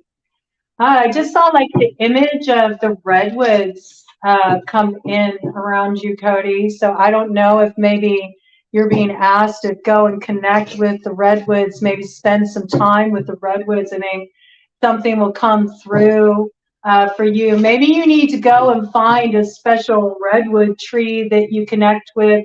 I don't even know if you have access to redwoods, but there's something about the redwoods. And if you don't have access to the redwoods, maybe you need to travel somewhere where you can have access to the redwoods. There's something about their medicine wants to come through for you. Yeah, I think you're meant to grow real tall, real strong. I think your roots have a lot of reach, Cody. I think you're supposed to expand your network. You have something you're supposed to bring. Oh gosh, I got chills. I got sentience. I'm sorry to call you out, but I got a download for you. You got something that you're supposed to do. It involves communication. It involves building some kind of network of support. It's going to make a big difference for a lot of people. And it's all about you stepping into your strength and your power and trusting that, you know, you do have something valuable to contribute and share. It's something around the lines of communications. I don't know if it involves something online, public speaking, some kind of teaching, workshop, something along these lines, but that just came in for you. All right. President passing. Ooh, that came out really fast. What we got here? 10 of Swords.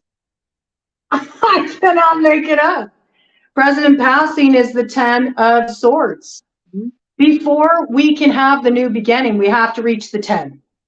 We have to reach the 10.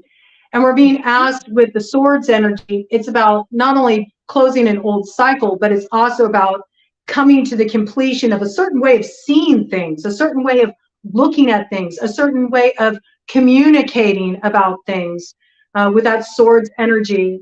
It's also like dropping all those, you know, old outdated programs or old ways of thinking, you know, the faulty downloads we've gotten. It's about a reboot. It's about a reboot of consciousness, but it can't come until we do that unlearning, until we do that detangling. Revelation. Woo, I got sentience. Revelation protects from sadness, gives revelations and dreams, okay? And I also feel like this is really coming forward a lot right now for the collective.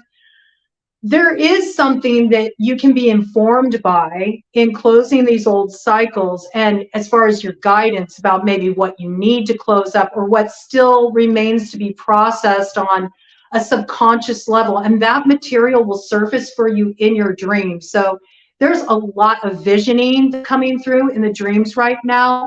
There's a lot of this energy coming forward very strongly of the guidance, the downloads coming in your dreams. There's also this need to work with that dreaming energy too, you know, just to create space for exploration, looking at things in a different way. Again, entering that creative brain. But I really encourage you all to keep like some kind of, even if it's just like a piece of paper and a pen or a notebook, something by your bedside, because I feel like as this cycle comes in, there's going to be a lot illuminated in the dream world. There's going to be archetypal imagery coming in. This stuff is keys for unlocking your consciousness, and it allows you to get some kind of information that propels you forward on your path, all right? So I really encourage you to start keeping a dream journal and pay attention to the themes that are coming up in your dreams, because this is really going to signify where you still need to kind of like close up your healing cycles and what still needs to be shed. Because I love how you brought in that piece, Lizzie, about the releasing of identity, which is why we're working with this character, like mocking up a character, because we are being asked to even see ourselves in a new way. Like, we're not who we used to be. We're not who we used to be. We collectively, we have to look at this. Look at what's gone on in the world over the past few years. Our whole reality has been disrupted. All of us are not who we used to be. So it's time to really consider, to dream of it. Who are you now? Let's, you know, that's what we're going to do with this journeying with Lizzie. We're going to mock up a character to try on for size. And you know what? You can try on a character for size. You don't have to stick with it. It can change. It can evolve. You can drop in with where you're at. You can try on a different character each and every day if you wanted to. You know, this is a time for experimentation and to discover more about yourself, and also to dream big, you know, to dream big and to know that your dreams have value. That's your inspiration that's wanting you to step into the new cycle. What's inspiring you? You know, what makes you feel alive? You know, what has that gravitational pull? Because that's what builds the light in our lives. That's what I got for the 10 of Swords. And a lot of you are ending a significant chapter. You're ending a significant relationship. You're stepping out of a particular role. Some of you, this is a caregiver role. You're not caregiving others anymore. You're stepping into your independence. Some of this is about leaving behind an old way of working to head in a new direction that maybe feels a little destabilizing, but you're following your heart, and so you're moving forward in this direction. But the old way is done. You're stepping into something completely brand new, and you'll really see the culmination of that with the changing of the nodes of destiny. We're building up to that now. But first, there's something you have to clear out before you can get this new beginning. You know, it's so funny. We've been doing on the hedge off and on for about 2 years now, and it's the first time I've ever gotten the card, the hedge. So, we also got games, and this is a theme that's been first. Okay, first I need to get this out because this is a message for someone. You need to expand the way that you are practicing. Clinging to ideals like Miss Shannon said earlier, that there is a dark form of witchcraft or metaphysics. No, there's no such thing. It just is. Either it is or it isn't. And you need to push yourself into some more darker territories. And you need to push yourself, excuse me, with being more comfortable with being on the hedge. And knowing that at any point in time, you can disappear into the darkness of this woods and be comfortable and protected. And then I also pulled games. And this goes back into a big, big, big theme that I have noticed. A good majority of our cycles, negative cycles, blocks, basically things that are stopping us, started in our childhood. And I know you're kind of like, Lizzie, don't. Yes. You need to work with your fucking inner child right now. And you need to reparent your inner child. And when I say your inner child, I mean your inner toddler, your inner 4-year-old, your inner 9-year-old, your inner teenager, your inner young adult. So many people forget about our inner young adults. And a good majority of the shit that we learned that are the most toxic, we learned in our 20s. You need to have a conversation with those pieces of yourself. Because a lot of the programming that you have, you can undo it if you go back and reparent that child. Stop that baby from crying. You're the only one that can now. I'm sorry. Does it suck? Yeah. Does it suck that you have to reparent your inner child? 100%. But it's not our fault. It's at the fault of the people that didn't parent us correctly in the first. But that's a story for another day. We're not going to focus on that. We're going to focus on that child that is unfortunately coming forth and doing all of this. So, like how you can be pretty or smart, but not both. That is not true. You can be pretty and smart. Lies. You can be pretty and smart. Lies and balderdash. Yes.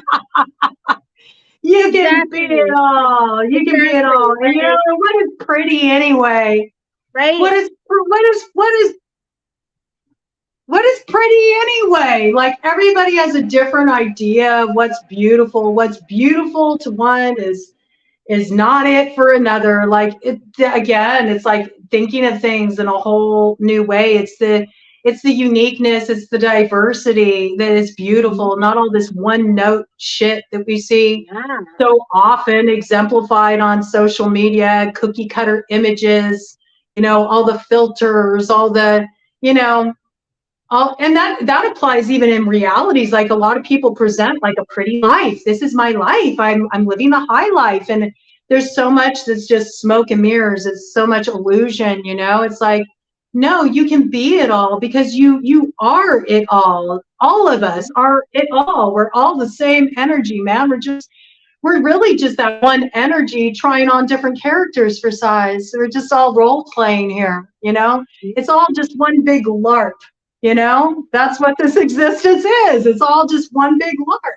What a lark, you know, this lark that we're all living in. And so you really can make it whatever you want to be.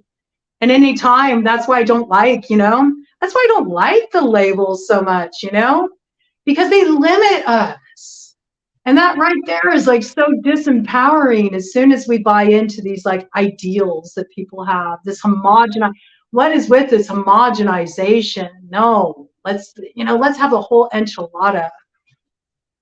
Let's broaden our perspective. Let's broaden our sense of vision. I don't know. I'm ready to close old cycles myself. I've struggled a lot, you know, in my life. When I was younger, I struggled a lot, like holding on to things, like really being stuck in the past. Or, you know, being in that consciousness of like, oh, this is being done to me, you know. I had to do like a lot of work on myself just to recognize, you know, how at times I've been, you know, a totally active participant in my own downfall, you know. And it's never easy to look at those things about ourselves, but the more that we can kind of like, you know, stop defining ourselves according to where we've been or our actions of the past and start recognizing that, you know what, right now is a new potential and I can be whatever I want to be, you know. So let's redirect this energy in an empowering way. And I don't have to believe something just because somebody else does, you know. I don't have to believe that I'm somehow inadequate because I don't live up to this like false ideal, this false image. Like, real is beautiful. Real is beautiful. And what I love is that the collective consciousness is really starting to shift around that. Like, people don't want fake anymore. Right. You know, they don't. There's a huge backlash against filters. There's a huge backlash against Photoshop. You even have people that are like in the entertainment industry are like reversing their plastic surgery. Like, people are hungering for real. They're hungering for real communication too. You know, not putting on airs, just letting yourself be as you are, come as you are. And ultimately that's what love is when we accept people as they are. We let them show up as they are, and wherever they're at that time, that's good enough. Like, you can start from there, wherever you're at, you know. So don't ever limit yourself, you know, by some ideal of what's possible for you, because you're possible just because you're here. Anything can happen, and you can make whatever you want your life to be. I really believe that, you know. It's all about your perspective, you know. It's all about how you see things. It's all about how you see things. All right, should we see what's coming in the near future? Yeah. Oh, I hope it's something good for the collective. I mean, I know how I'm going to move forward, but I really want to see us all collectively like level up. You know, the more that each of us individually chooses that path of leveling up, then the sooner, you know, we all move to this place of really, this is interesting. These cards are like in all different directions. I don't know. This deck might have just gotten totally messed up. No, it didn't. Okay.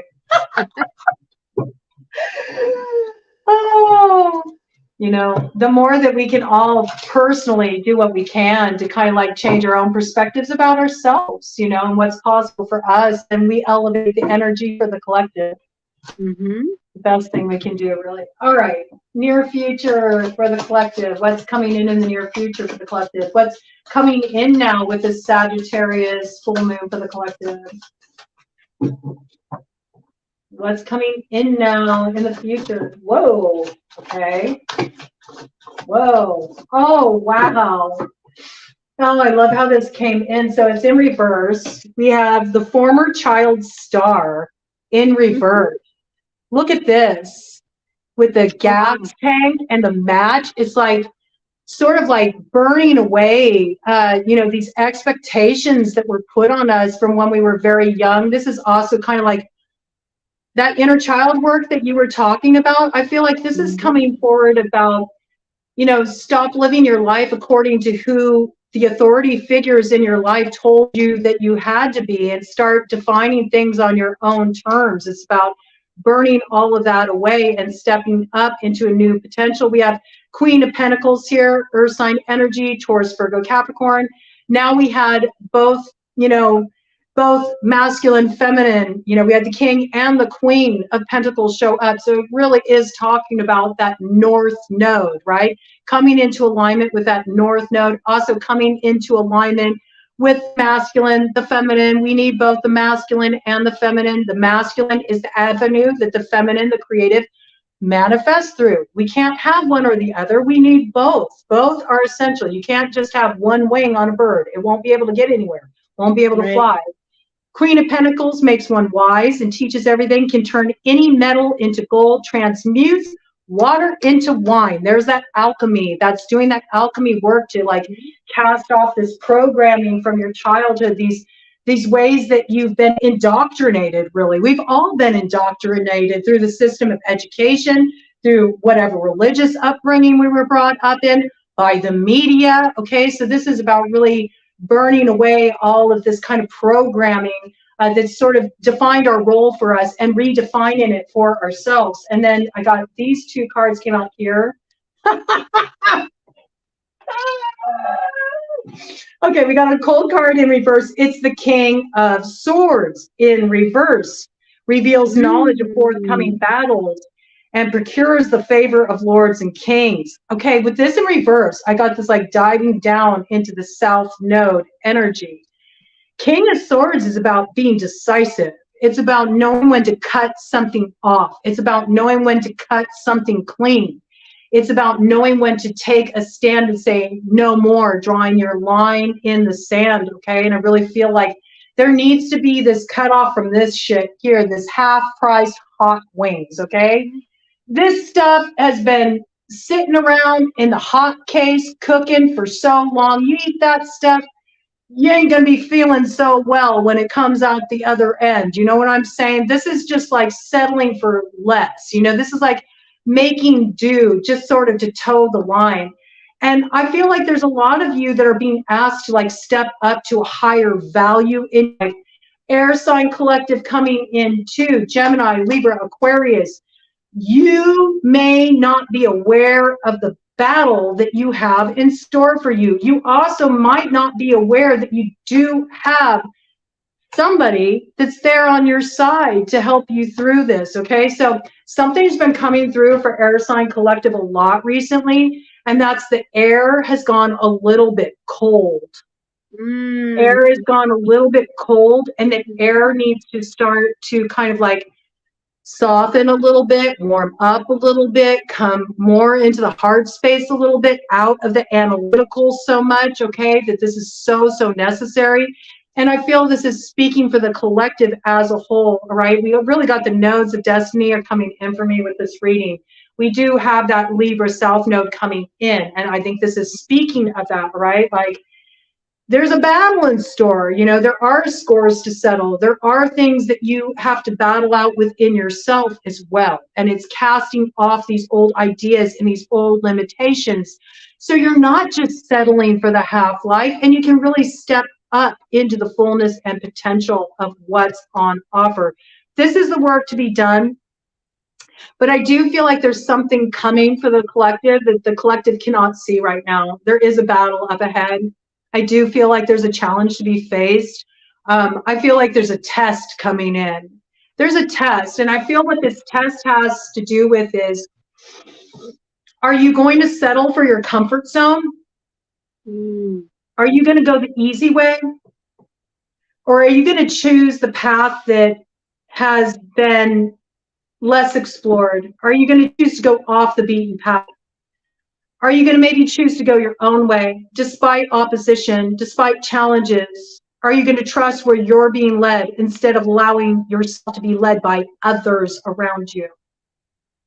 There may be a lot of people in the future that are at war with you in terms of what you want to do, the direction you want to head in, the choices you're making, what's right for you.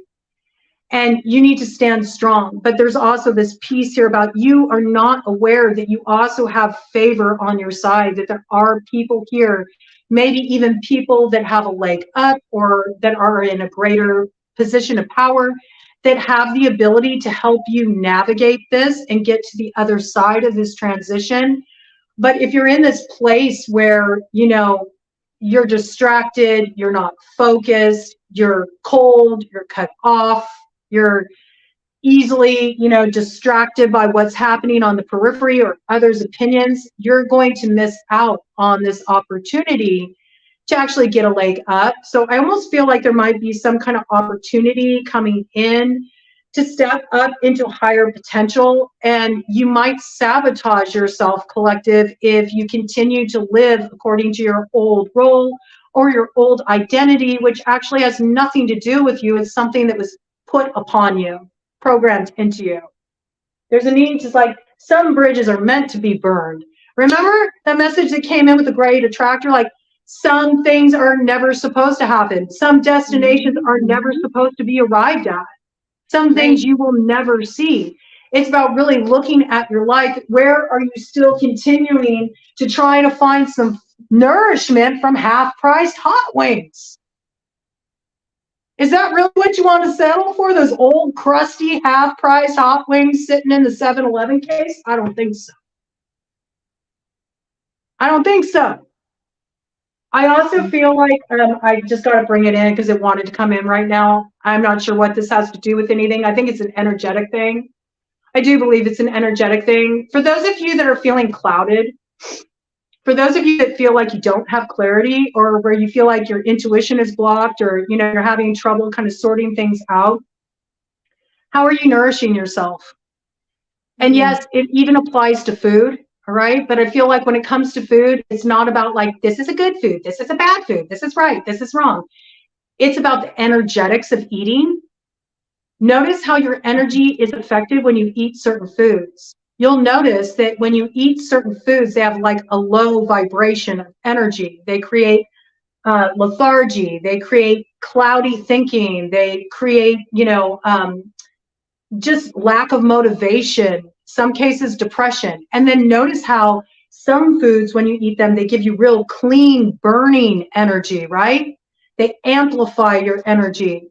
There's something about this piece coming in with just having clarity of downloads, clarity of vision, clarity of thoughts. Really look at how you're nourishing yourself.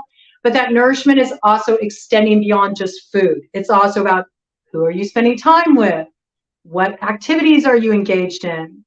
What are you taking in as far as media is concerned? All of this is food for thought, something that should be considered.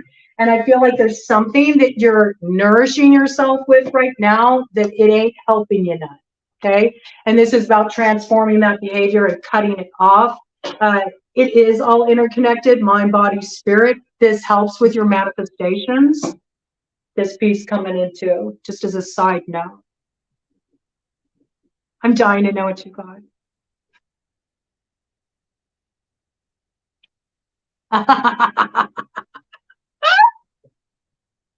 I love it.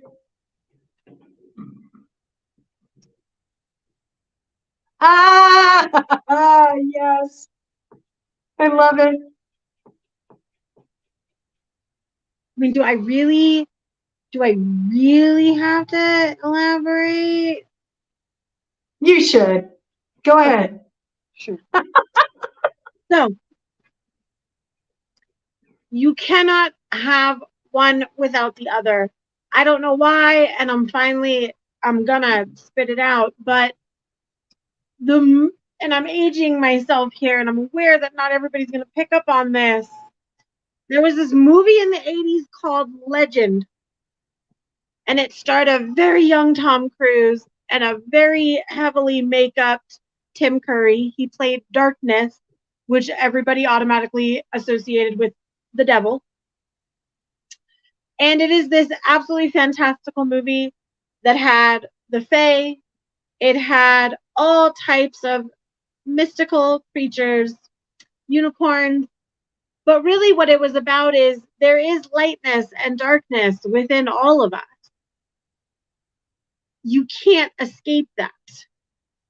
You can't escape you can't escape your bad thoughts always. And it is a union of the two. The main character, Lily, they told and I'm sorry, spoiler alert, if I need to give it for like a 40-year-old movie, but I'm gonna. She touches darkness. She embraces her darkness. And you think, oh my God, she's done, dude. She is fucking done.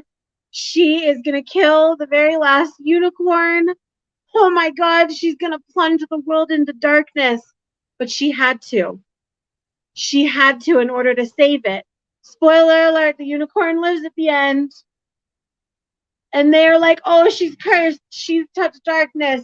She'll never be able to come back to the light.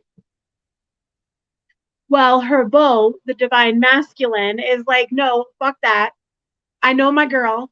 My girl did that so she could save us all. She is redeemable and proves the point. Yay, happily ever after. The point of that movie, though, is you have to go through it. You have to. You have to know your own darkness. You have to know your own shadow. Because you're never going to be able to set free the beautiful unicorn inside of you that is the light. Thank you. So that's all on that Jungian tip, man. It's all on that Jungian tip. It's like, until we make the unconscious conscious, it will rule over us and we will call it fate. We will call it fate. We got to dredge up that stuff from the subconscious and we have to look at it. It's that dance of the seven veils. It's entering that temple naked, shedding off our illusions, seeing us as we are and recognizing, yes, and this too, and I love how that piece, that union came in. It's like, how can we ever expect, like a lot was coming in earlier, about challenges in relationships, and it's like, how can we ever expect to work out challenges in our relationships with others if we can't be unified within ourselves? That's why, like, no matter what we're dealing with, no matter what issues we're struggling with, what challenges we're facing in life, we got to start with ourselves first and coming into a place of harmony within ourselves. Once we do that, then you can come into harmony with others. But that's such a potent piece right now, and that's what Scorpio South Node asks us to do. It's about embracing our shadow. It's not about eradicating our shadow. It's not about getting rid of our shadow. Our shadow can inform us, and there's also empowerment that comes in the shadow too. It's not all negativity. It's not. There's mysteries in the shadow. There's hidden knowledge in the shadow. There's also richness in the shadow as well. And that's such a piece that needs to be acknowledged. That's why I love, that we go by On the Hedge, because it is about that Merc riding a foot in both worlds. It's about straddling the divide, really straddling the divide. And it is so much like shades of gray. It is shades of gray. It's never all light and it's never all darkness, and there's good and bad to be found within both. So really interesting messages coming through. It's also a time like there's a lot of soulmates coming in. It's true. People are linking up with their soulmates. Your soulmates are not just lovers, okay? It's also like people who are really part of your personal collective that you're going to be creating your new future with. And these souls are coming in now. Some of them are reunions. They're reunions with people from the past. You're doing healing work with each other. You know, you might be in this place where you're just like cold, you know, closed off, not willing to open up. And it's like, no, you don't understand. Like, there's actually something beneficial here. There's something to be gained from doing this work that allows something new to come into being. There's also teachers coming in, you know, there's mentors, there's people that are going to inspire a new way of thinking in you, and this leads you on a whole new trajectory in your life. So we are coming into alignment with that too, and it is all about that masculine and that feminine coming together. And that's exactly what the nodes of destiny shifting in July are about. 100%. Aries North Node, Mars, masculine. Libra South Node, Venus, feminine. Masculine, feminine. You have to have both. And there's been that Mars, Venus, you know, dance going on. Aries and Libra have been doing like a little dance ever since last year. It's been coming in so strongly, and it's still in play. So relationships are front and center. And I do feel like it's going to be a summer of love. I feel it big time. A lot of people are moving into unions this summer, and a lot of people aren't even expecting what's coming their way, really. So it's interesting. Anything can happen. But people are partnering now, and a lot of people are coming together because they're meant to create something together too. This piece very, very strongly front of the line with the downloads that have been coming in.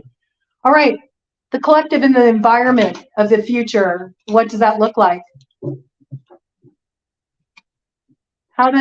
What environment does the collective find themselves in the future, in this lunar cycle?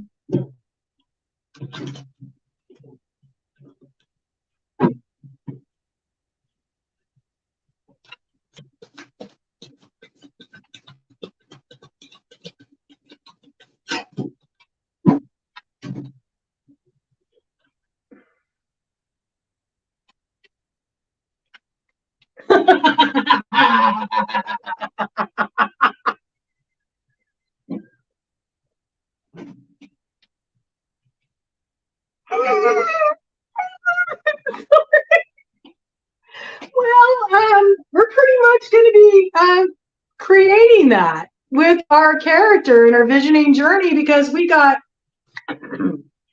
big, sexy Satan. All right. Here comes the scamp energy, Lizzie. Yeah. Oh, yeah. The Wheel of Fortune.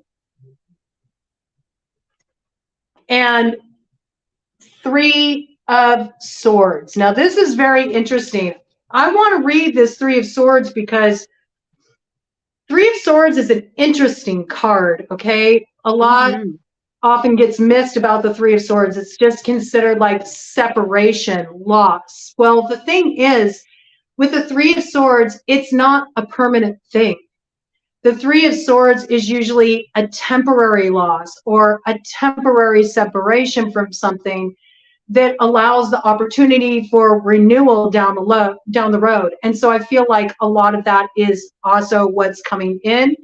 There's people, or there's goals, there's desires, there's things that you have been separated from, maybe because you had some kind of false, you had some kind of false ideas about what you were desiring. Maybe you felt some kind of shame about what you desired. Maybe you felt some kind of embarrassment about what you desired.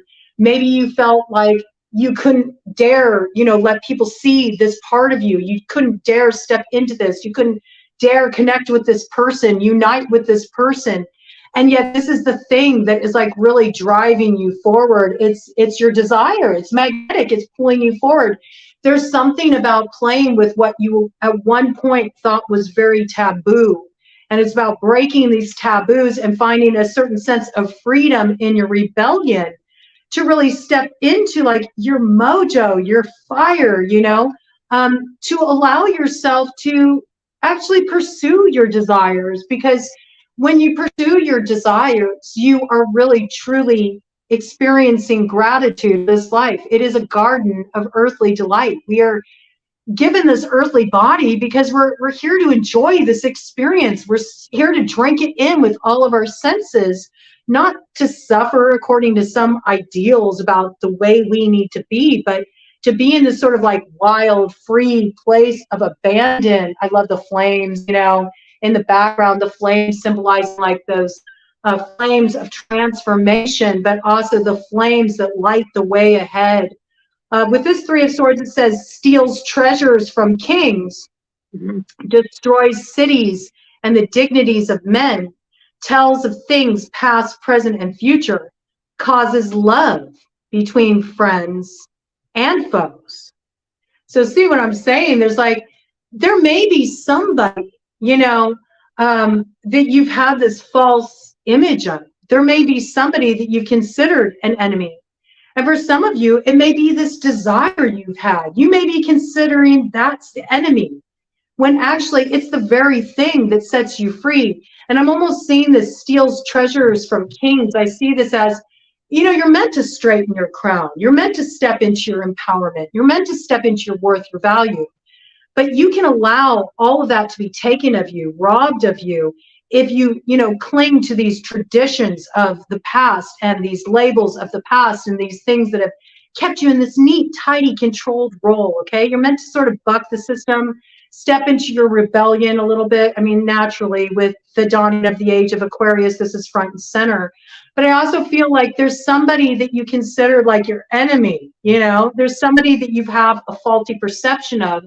And as you start to feel this pull, maybe you're feeling drawn to somebody that in the past you were like, you know, you had a certain perception of them. You kept your distance. And now something about this person's pulling you in. Well, there's a reason that you're being guided there, because there's something you're going to learn. Like maybe it's interesting because, you know, we were talking about polarization. It's like, you might be surprised if you allow yourself to kind of explore terrain that maybe you've been nervous about exploring, or maybe you've had like a false perception of somebody and yet you feel kind of drawn to like approach that person or interact with them. You're going to realize that this person isn't really your enemy. There's something to be gained here. There's some kind of transformation happening here with Metatron and the Wheel of Fortune, because that's what Metatron does. Metatron amplifies the energy. Metatron takes what's kind of like this like low frequency energy and boosts the frequency, okay?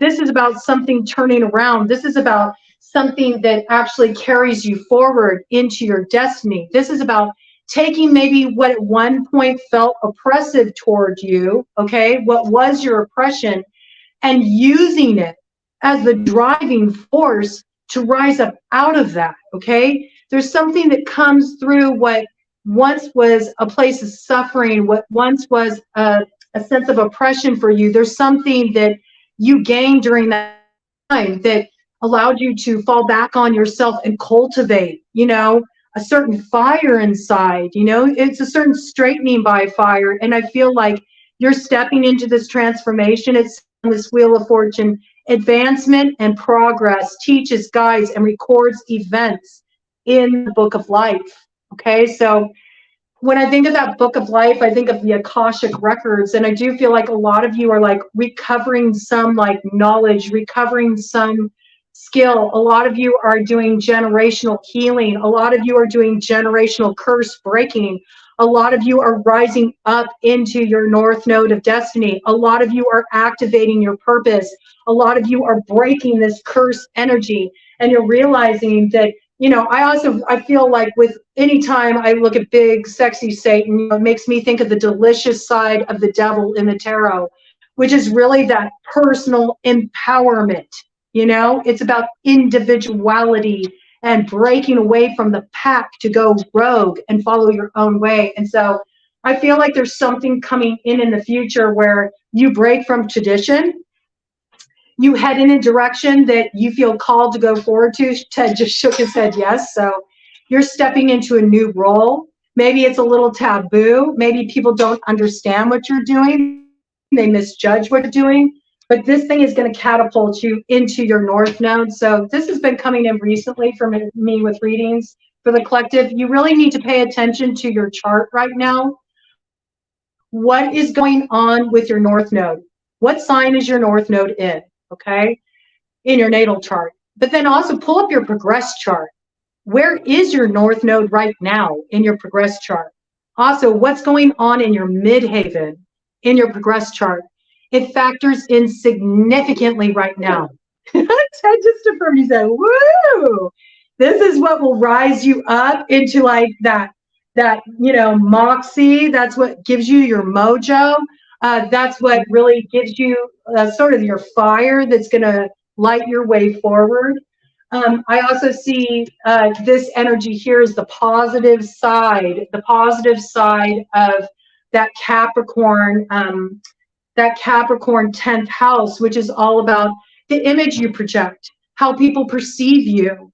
For those of you who are in branding, you know, you've got some kind of business objective. This is about really doing something out of pocket, switching it up, bringing something daring, different to the table. Maybe like kind of playing with taboo energy a little bit, doing something that might shock the people around you, right? We're meant to work with these energies at this time in the collective because we are supposed to shake up the status quo. It's coming forward very strongly. What you got, Lizzie? Curses. Oh my God. Oh my gosh, I love that. I love it. So, are we willing to break those curses? This goes back to what are we willing to risk in our lives? What are we willing to challenge in our lives? I feel like everyone always interprets this card as like, oh, you have curses on you. No. I mean, sure, it could, you know, but if the other cards supported that, but no, that's not what this is about. This is about you being the one to say this cycle stops with me. However that may look. And whatever cycle that is, whether it be I don't want to be the type of parent that my parents were, or I don't want to be the type of, you know, friend that hurt me, whatever. I feel like y'all know where I'm going with this. But it's important that you do the work again, and that's it. It just goes back into everything we've been talking about today. It's important that you do the work. It's important that you don't avoid what's coming just because it may be uncomfortable.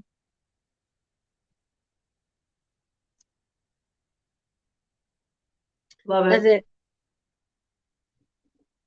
That's it. That's all I got. And it's okay. It's okay. Be your big, bad, sexy self. You know, let your fire out. You know, shine that fire out into the world. Let people see you standing in that place, you know, of what you rose up out of. You rose up out of those flames of transformation. You know, I think there's a lot of glow up energy here too. It's like, it's okay for you to, you know, be in that energy as well. It's okay for you to work your mojo. You don't have to stay small. You don't have to stay contained. You know, blaze a trail. Coming forward pretty powerfully. All right, let's look at new turn of events and the effects of others on us.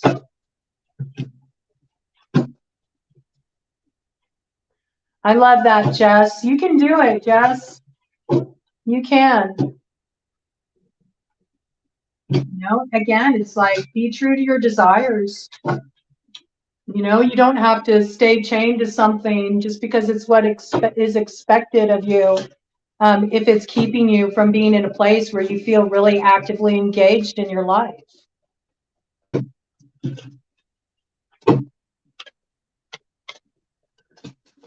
New turn of events and the effects of others on the collective. Oh my gosh. Where'd it go? Something landed on the floor here. Something we need to pay attention to. The hanged man landed on the floor in the crossroads position. Desire for knowledge protects from liars, evil spells, and bad spirits. There is a lot of there is a need for spiritual cleansing. The occult has been front and center. I have a personal theory on spell work, hexing, curses, things of nature. I don't feel that anybody can hex you or curse you. I feel like in order for them to be able to do that, you have to enter into a contractual agreement with that energy, which goes back to the whole thing of you can't be a victim. You have to step into your independent empowerment and know that it's your responsibility to run your energy, to choose what energy you come into agreement with. I think there is this piece here of, I do feel like there's been a lot of blocking work that's been done out there. I do believe that some people have taken this on and it is tripping them up. What trips us up that, allows us to take on this blocking energy that can be directed at us? Well, when our boundaries become fuzzy, when we aren't properly taking care of ourselves, like you were talking about, showing up as the parent, making sure that you're nourishing yourself properly, getting good sleep, having good energy hygiene, these sort of things, okay? And right here, yeah, look at it. It's interesting. There is blocking energy. What does the hangman come in with? The Two of Swords. This is full-on blocking energy, all right? Builds towers and provides weapons and ammunition, sends soldiers to appointed places. There is something to overcome. I mean, we already saw it. It came forward earlier that there's a battle up ahead. Yep. There is some block that you need to break through, and you need to break on through to the other side. But the limitation is really only in your mind, and it's the ways you keep yourself stuck and tethered to this thing because you're afraid of putting it out on Front Street, who you really are, what you really want to do, what your desires are. As long as you allow these things to be blockages for you on your path, you will be held up. There's a need to turn this energy around. I just happen to look at the bottom of the deck energy. What's there? The Page of Swords energy that we opened up with in reverse. All right, so there's something here. There is something here. What does this Page of Swords say? Refuge governs dreams and reveals mysteries hidden from mortals. Yeah, we're cutting ourselves off from spirit, though. So those of you who are working like this, I have to call it in. It's front and center. Those of you who are doing workings like this, where you're not working on yourself, you're not taking accountability for your own path and your own forward progression, and instead you're looking at somebody else and you're thinking they're the problem, so I'm going to do some blocking work on this person, or I'm going to hex this person, or I'm going to bind this person. You are only like keeping yourself locked outside of the garden of earthly delight. That's what I really got. You're actually tying yourself up at the crossroads. And I do feel like people that have been moving in that way, I mean, the piper will be paid. It's a karmic time. A lot of people that have been doing spell work like that, or even just holding intentions like that. If you've been holding covetous energy, if you've been very competitive with other people, if you've been gossiping, if you've been slandering, if you've been behaving like this, let me tell you, you're about to really get held up and held accountable for your actions. A lot of people are seeing the backside of their workings. And there's also a lot of people that they're losing, some of their spiritual gifts as well. People that maybe were really tapped in on an intuition level, maybe people that had reached a certain level of spiritual growth, but, on the way to, spiritual growth, there's always the getting caught up in the CDs. You can misuse power. It's an important lesson on the path of alchemy. If you misuse power, you're going to get your fingers burned, and it's necessary so you know how to hold power and balance. And I do feel like there's some people that are going to be having their, oh, I'm sorry, I won't look at any other cards, but I had to look at it. Right behind it, the flying man. Some of you all jumped out of the frying pan and directly into the fire, and you're about to feel the burn. You're about to feel the burn. Ted just said yes. It is a time of like retribution, and some of you are going into battle, and you're going into battle with yourselves. You're going into battle with the way that you've held yourself back by, you know, moving in a way where you didn't take personal accountability for your life, and you've been putting your focus in the wrong direction. And instead of working on your growth and your forward progression, you've been trying to like trip other people up. It's going to backfire. What you got? Oh, yeah. Hierarchy.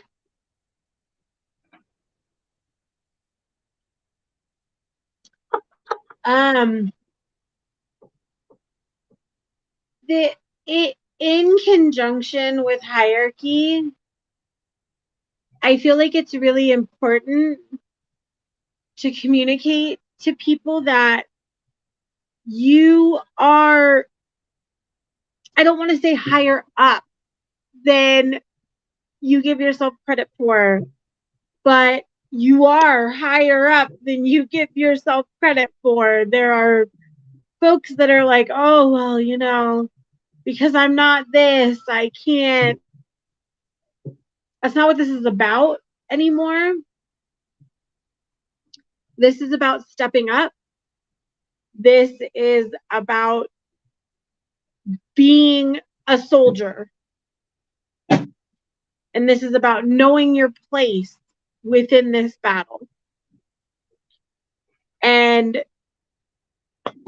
for those that are starting to think that maybe they're on the wrong side, you are. There is still time to realign yourself and your values with what you know to be true. Your window of opportunity is very, very, very, very, very, very short. You don't have much time left, my friends, because shit is going, and I feel like all readers have been saying for years and years and years, oh, shit's gonna start popping off. Shit's already popped off, friends. We're here. Now comes the rest.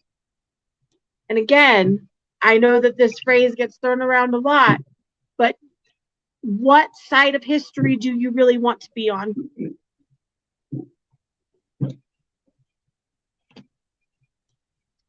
There's a hierarchy to things. It's so true. You know, and you had the masculine and the feminine come in, and so did I. I had the King of Pentacles and the Queen of Pentacles. Yep. And Pentacles are all about what actually manifests, you know, in our earthly reality. And it's interesting because those nodes of destiny, it is a significant time. And you're right, there isn't much time left, because once Libra takes over that South Node in July, it's going to be the balancing of the scales. And that's when, you know, we're all going to see, you know, what our karma is. We're all going to see, did we do the work or not? Some people will be thrown back into an old cycle. They'll find themselves stuck working through stuff that they should have already had closed out. And some people will be propelled forward. That piece is very important. But with that masculine, feminine, you know, that Aries Libra dynamic, that is the alpha and the omega. It is the point of creation. And Aries is the very first sign in the zodiac. They are the initiators. They're kicking off the new cycle. So it's so important, because this summer, a whole new cycle starts. A whole new cycle begins. And you're either going to be coming into alignment, or you're going to be in misalignment. And you're going to be stuck in that South Node, balancing out karma you should have already had cleared out. It's so essential. I got called to a whole new deck. I felt like, I don't know why, but all of a sudden I was like, move to the super awesome future deck. So I want to move into the next category, where our last two categories actually. So we're going to look at what are the hopes and fears for the collective. And we'll see what comes in here. The hopes and fears for the collective. I just have to bring it up. It's on the bottom of the deck here. Yeah, you know, there's a lot of people that are trying to kiss up right now too. Look for people to change camps, you know, that really did do you wrong or that operated unethically. I see this playing out on a global level too.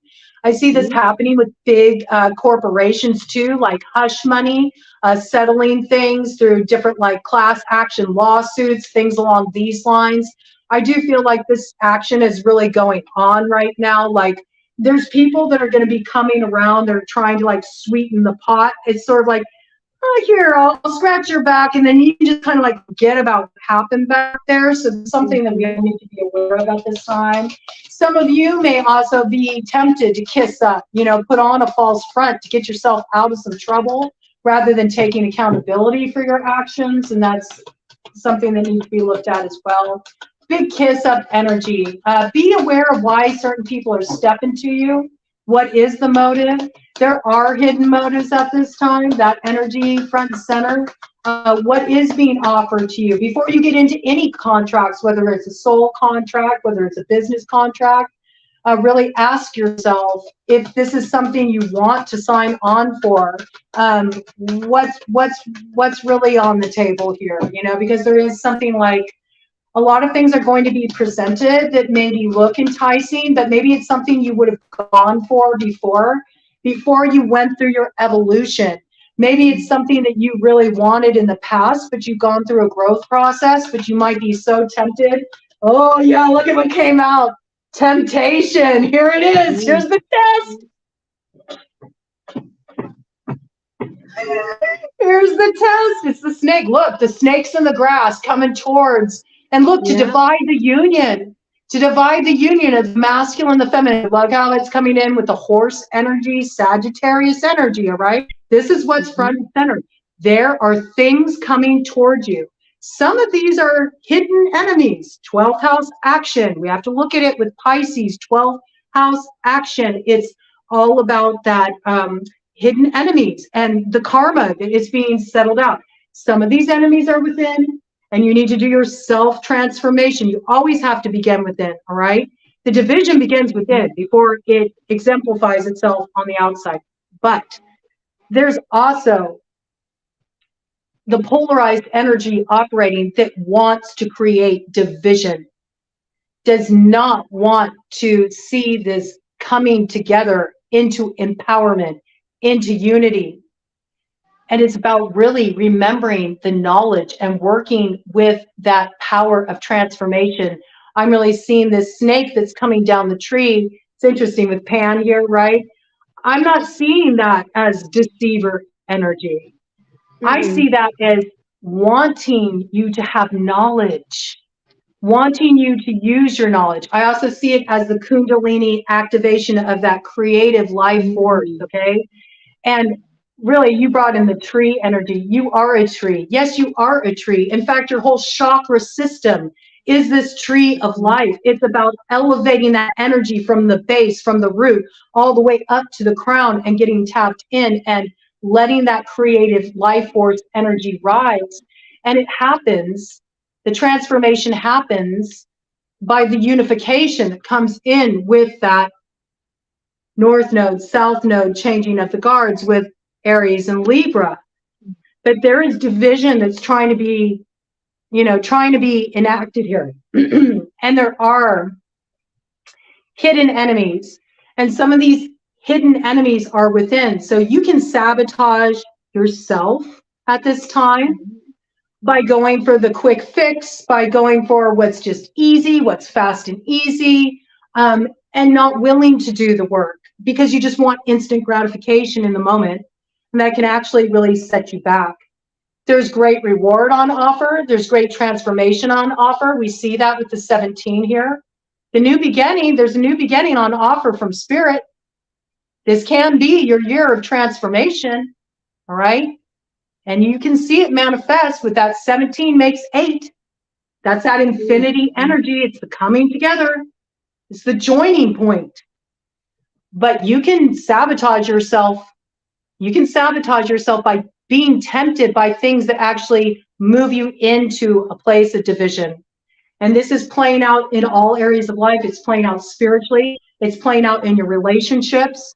It's playing out in actions. It's playing out in the way you're earning your bread in the world. So there's something we need to be very mindful of here. And I feel like there is a test coming. I feel like we're going to be tested. There's a big test coming up this lunar cycle. Are you going to, choose love? You're going to choose fear. It's like you were saying, this is it. You got to make your choice now. You do have a chance, to get on the track that's going to lead you into the future, and in an empowering way, or you can choose to stay stuck, in your old role, in your old viewpoint, in your old toxic behaviors, and you're going to find yourself hung up at the crossroad, sort of foiled by your temptations if you go that route. What did you get for hopes and fears? Divinity and fight. So again, why are we fighting? Why are we fighting this? I don't, there are some folks that I don't know who to credit with it, but it's a quote that I see around on social media all the time. What is happening right now, at one point in time, you asked for. You asked for this. So you can't, you can. You can always say, okay, thank you very much. What I really meant to say was, you can always clarify. And that is something that I think that folks don't understand within our work and within our community, is that you have to be very clear in your intentions to the universe, to yourself, to the energy that you're working with. You can't waffle. And you can't be wishy-washy. One of the things with another faith that shall not be named is always this back and forth. It's always this, there's a lot of blame, there's a lot of projection, and there's not a lot of accountability. You can't have that when you practice what we practice. You can't say, well, the devil made me do it. Sorry. You can't do that. You can't say, well, yes, you can say, well, I had a really shitty, fucked up life. Okay. Yep.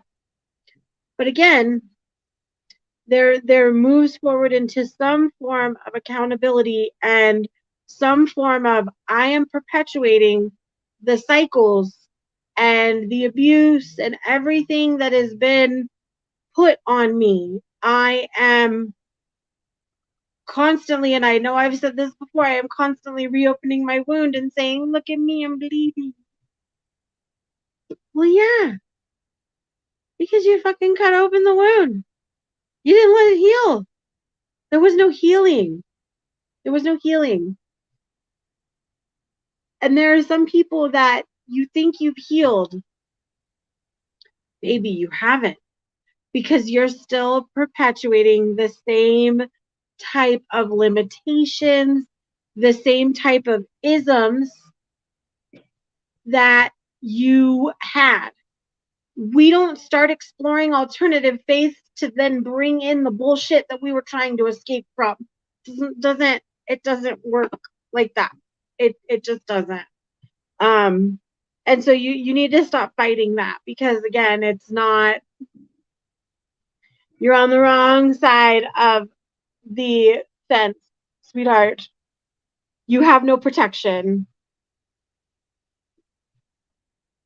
No And you have no fear. scapegoating. I mean, the devil has always made an excellent scapegoat, you know, and I don't even believe in the devil, you know. To me, the No. devil, and I know you don't either, but the devil is like an archetype, you know, of the rebellion. And it's interesting because the devil used to be considered, right? Lucifer is light bearer, okay? Light bearer, illuminating, helping you see. I mean, it's kind of funny to me because if you really think about it, what did the devil want to do in the traditional story, right? The devil was wanting Eve to have knowledge. I want you to awaken. I want you to see things clearly. That you are the creator, because the feminine represents the creative principle. You have this creative power. I want you to see it, and I want you to step into ownership of it. I want you to wield it. Why is that such a bad thing? Really, honestly, why? Why did that get demonized? It's interesting to me. And who did they Very, model very the devil interesting. after as well? Exactly. This is Exactly. Canaan is who they modeled Satan after. He has the Absolutely. feet and the bottom half of a goat. He is horned. He is goateed.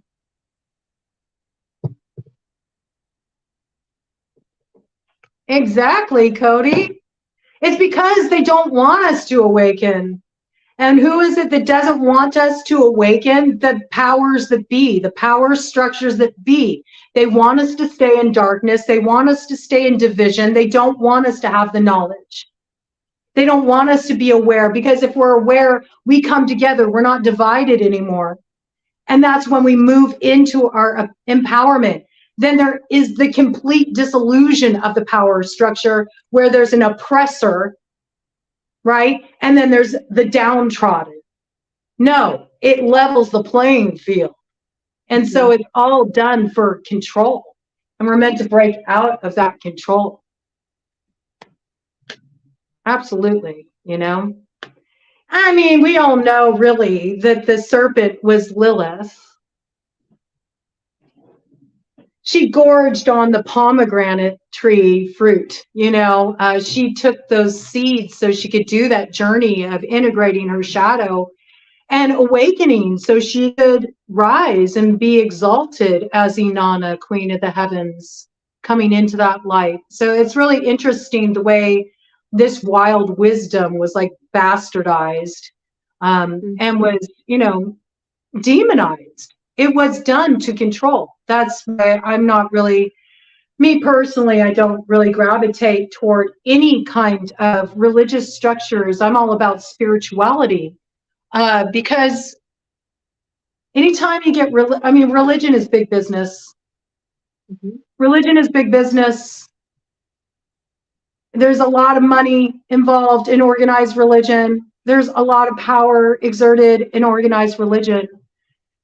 And I think a lot of this is being exposed and people are being called out, you know, and it is dismantling right now. And it is important that we activate that knowledge. You know, it is important that we wake up, we see things as they are, and that we don't let ourselves be deceived by, you know, snake oil medicine, the charlatans, you know, the purveyors of fear. All right. Outcome. Should we look at the outcome for the collective? Oh, Lord have mercy. I believe in you, collective. You can do it. Come on. I've been seeing so many people, you know, for as many people who are out there blowing it, I've also seen a lot of people facing their fear. I've been seeing a lot of people doing the work. I've been seeing a lot of people breaking out of old restrictive roles. So I just want to take a moment to acknowledge that there are people who are being the change that they want to see in the world. And the more that we can focus on that, and the more that we can focus on our own peace and holding that, the better off we're going to be. It's like people always want to know like how they can create change in the world, because that's all you do have control over is your own actions and the choices you make. So make sure that, you know, how you're moving forward, what you're contributing to the creation of our future is something that, you know, is in alignment with your integrity.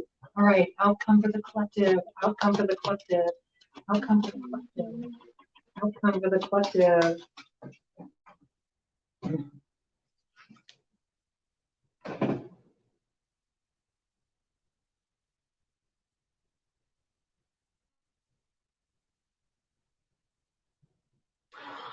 She disappeared. Uh-oh.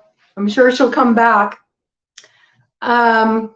I kind of want to wait until Lizzie comes back on, so I'm going to give it just a minute here. They have a blocking energy. Isn't it interesting?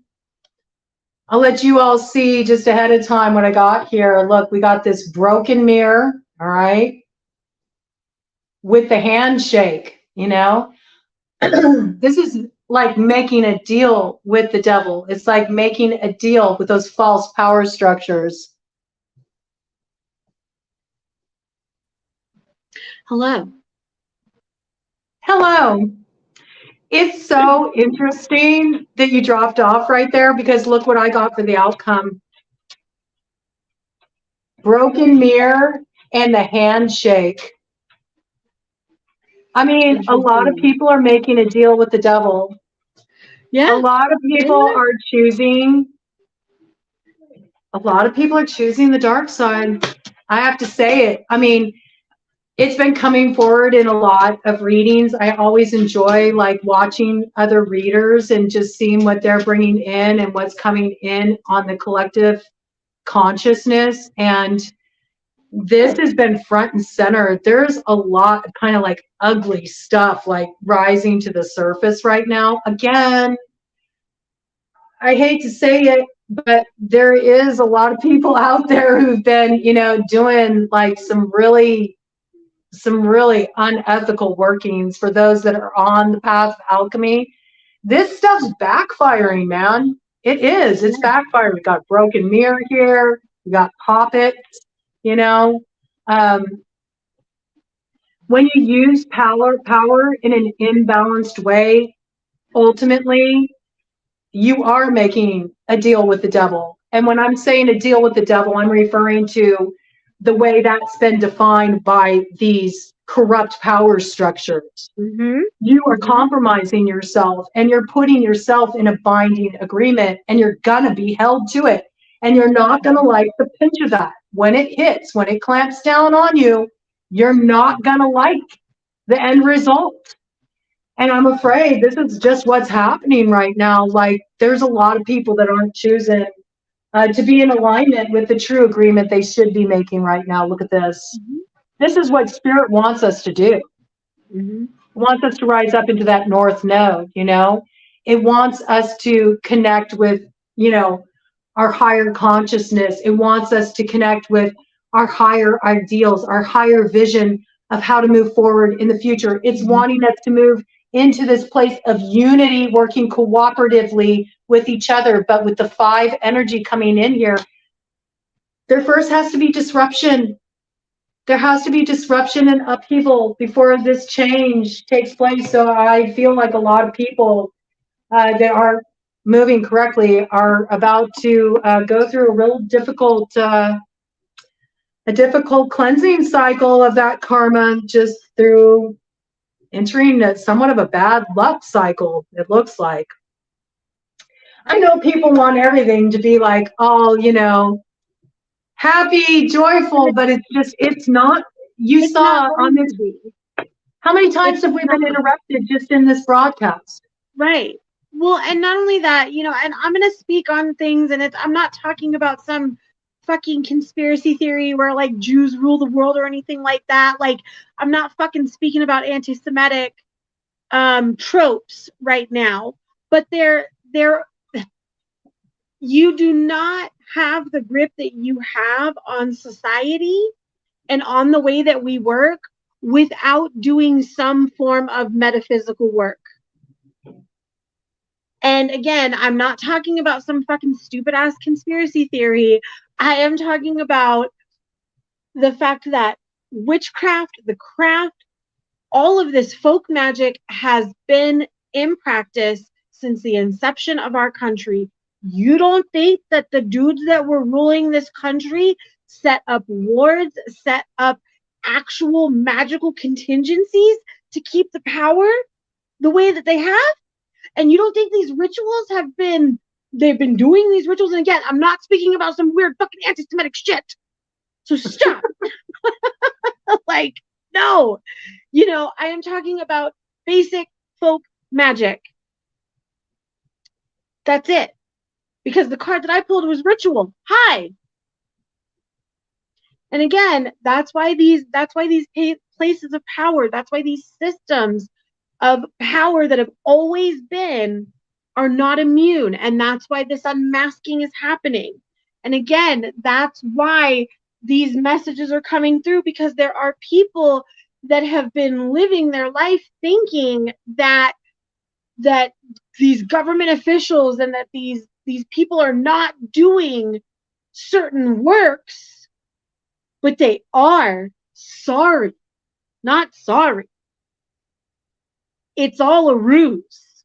I mean, isn't it all a big manipulation at the end of the day? It is. It's all a big puppet show. Mm-hmm. It's all a big puppet show. And I mean, hello, the Freemasons. Right. That's not conspiracy theory. It's not, it's just and reality. The Freemasons have nothing to do with weird anti-Semitic tropes that continue to populate the metaphysical world and the Christian world and all this bullshit. Like, no, dude. It's just not that. And so I really think that, unfortunately, again, there's going to be some really rude awakenings, and I'm being called to speak on it. And it happened very recently, and it was all very swept under the rug. What happened with the Dalai Lama and that little kid? Oh my gosh, stuck my tongue. And whatever, cultural, excuse me, I don't want to say whatever. Cultural differences aside, a person in power, a grown-ass man, should not be putting a child in weird-ass positions like that. And we're seeing that. We're seeing that as a collective, and we're being like, wait a minute. You're supposed to be some super enlightened, figure that we put on this pedestal, that we as a collective put this man and put him on this pedestal, as we are wont to do. And now that we are finding out that, oh gee whiz, they're human, they're fallible, they are not all encompassing, all pure, it's a lot. Whereas in the older religions, and this is something we've talked about, Zeus was you knew Zeus was a fucker. You knew the old gods had their issues, they had their vices, they had their foibles. They were relatable, as opposed to what we have now are these pristine, oh no, they can't, they can never do any wrong, as opposed to being like, well, wait a minute, they're human, they're gonna mess up. And it's a lot to take in. And I knew people were devastated when that whole thing with the Dalai Lama happened, and I kind of was like, this tracks. Like, flip side, the Catholic Church, everything we're finding out, as we've been finding out, this tracks.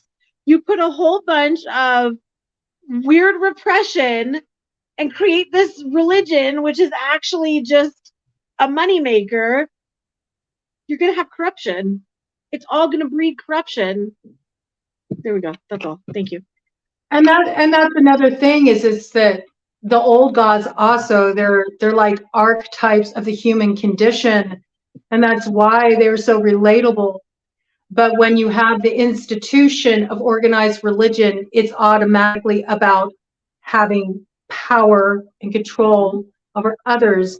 And this is why I don't like the Hierophant card in tarot, which people are always like, oh, it's spirit. No, it's the intermediary, man. It's the middleman.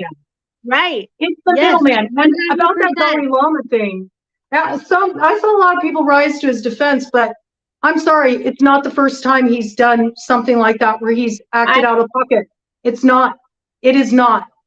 And so I found that out.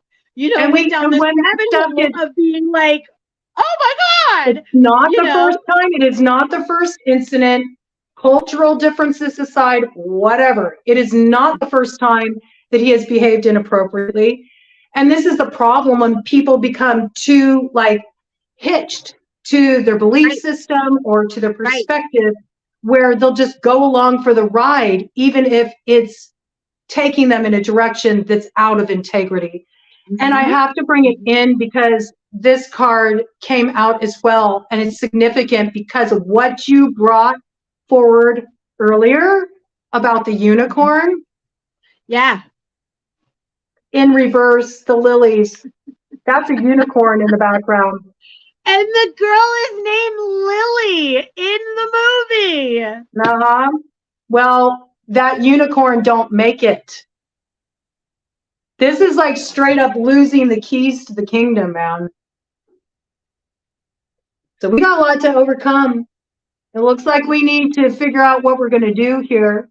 It's about us developing a new character. I think we need to try a new identity on for size.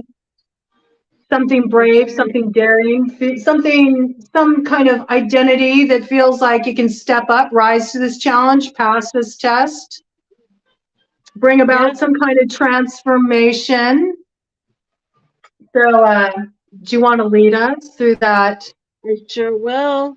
Journey meditation? Sure will. And then we'll close it out with lighting a candle. And thank you so much to everybody who has showed up and been participating in this discussion. I know we've been going a ways here, but there's so many downloads coming in right now, and the astrology is very interesting. You know, I mean, even this energy here, what's on offer with the Sagittarius full moon, look at this. It's in reverse. It's in reverse. Like people are not doing the transformation work to hit that mark. I think a lot of people are going to be surprised by how things kind of like shake out in their lives. Those who thought that, oh, you know, I can get away with this, or, you know, I'm going to get into this position of power if I manipulate this situation. Like they're not going to like the way this shakes out.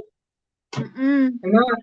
And I've been trying to prepare people for this as well. You know, sometimes, you know, you watch reads that come around and it talks about like, oh, this is such a positive full moon, or this is such a great new moon. It's like, what are you talking about? There's all these like really malevolent like energies in play. There's all these malevolent aspects. How can you say this is going to be so positive? You know, there's really this piece here about we can't hide our heads in the sand anymore. And if you're hiding your head in the sand, or if you're looking the other way when you know, are dealing with something where you see some injustice going down and you're just like turning a blind eye to it, you're being an active participant. That's also part of accountability and integrity. So we're all being held to this, and there's something that needs to shift here. It looks like we all need to activate the brave part of ourselves. So I posted it yesterday on my page that if you consider yourself a witch or any form of medical practitioner and do not consider yourself an activist, or if your craft does not incorporate activism, your work is dead, because that is the crux of what we do, is to activate ourselves, advocate for a different world, advocate for unconditional love, and advocate for equality. And I'm going to say that again, that if you consider yourself a witch and with what is going on in this world right now is not disturbing you or scaring you to your very core, you need to reconnect with yourself, because shit is fucking scary right now. And you should be wanting to make sure that you are prepared for what's coming next. No. With that being said, we are going to go into a meditation. Normally I count you guys down, but to just consider your time and, you know, be mindful of that as we move forward, because we've been on for quite a while. I'm just going to have you settle down for a moment. We're going to take 3 big collective breaths together, and we're going to get ourselves in the right headspace, because we're going to go on a journey, and we're going to breathe in now. Okay, breathing in. You can do 5, 6, 7, breathe in for 5, breathe in for 6, breathe in for 7. I don't care. I don't care how you breathe. Pause, breathe out. I don't care. I don't care. I'm a 5 girl. I'm a 5 by 5. I like my 5 seconds. But if you're feeling frisky, go right on ahead. So we're going to go ahead and close our eyes. We're going to get ourselves in a good headspace. You're going to relax, however that means to you. All right. We're going to close our eyes and we're going to breathe in. Pause and breathe out. And before we take the next deep breath in, I want you to see yourself sitting in front of a door. It has already been drawn for you. It is already there. And you're going to breathe in one more time, or 2 more times. You're going to breathe in 1 time.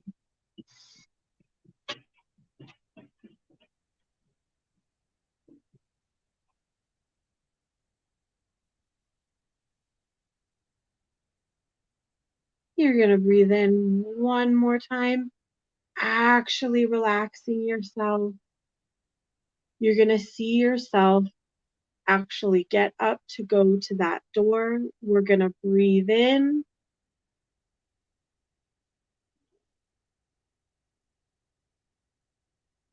And as we breathe out, we are going to open that door.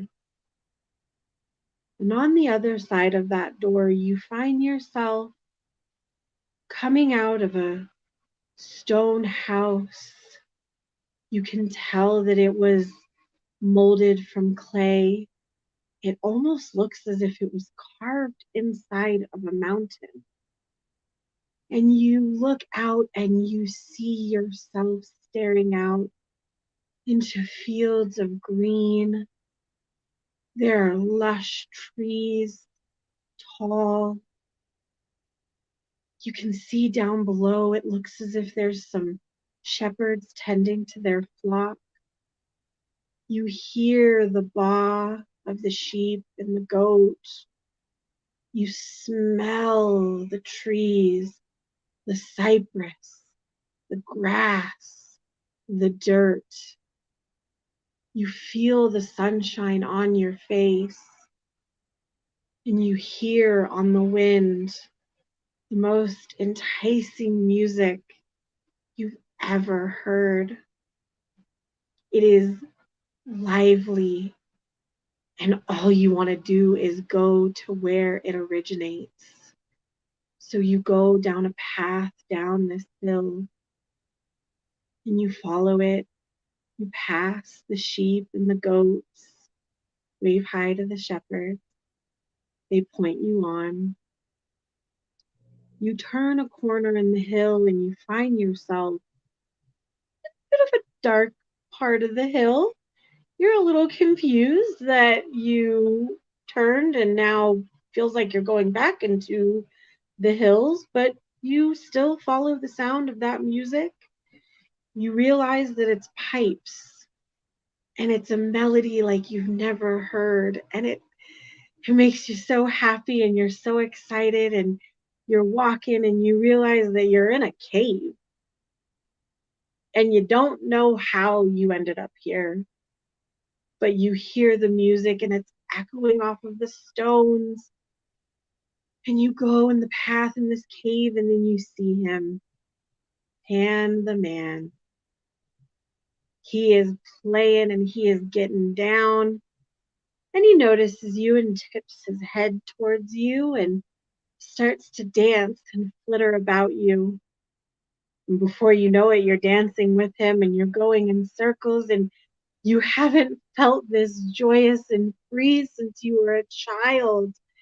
And you're going in circles and you're so excited, and the music is swelling and you're spinning.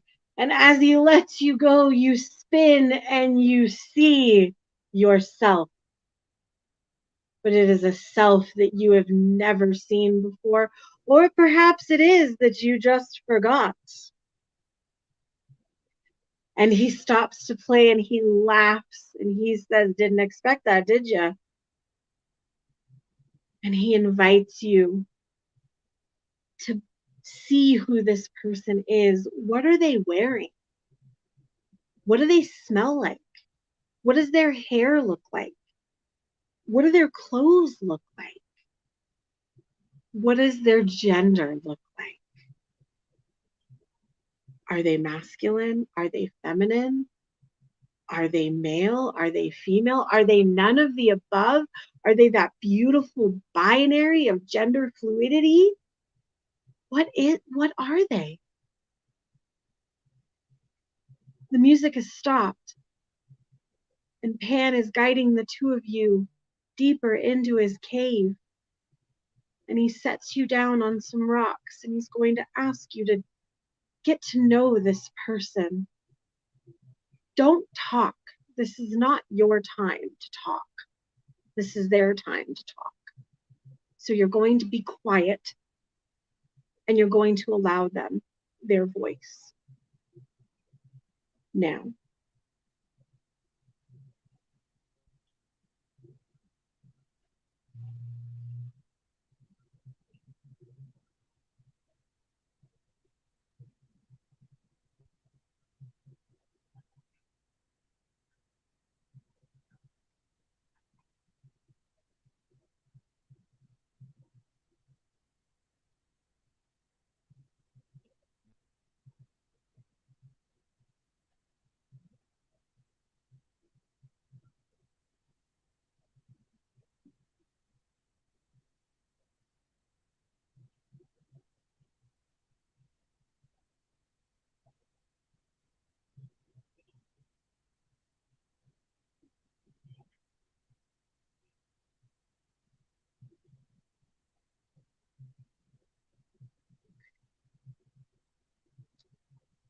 Pan plays a single note to get your attention.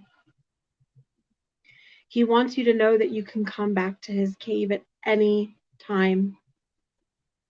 He wants the both of you to leave his cave together, but if it is not safe for your new alter ego to leave the cave with you, Pan wants you to know that he will keep it here, but he really doesn't want you to do that because that wasn't the point of this meditation, and you fucking know it. So, you have a choice. You can take the hand of the person that you have created, and you can leave the cave together, or you can be a little bitch and leave like a coward. But if you leave like a coward, remember that you will take that with you. And that's what you're bringing with you into this new paradigm. Choose wisely and find yourself returning back on that path from the cave. Remember to take in any sights or sounds that you may hear. Wave hello to the shepherds again, because they're nice. Maybe a goat is coming up to see you.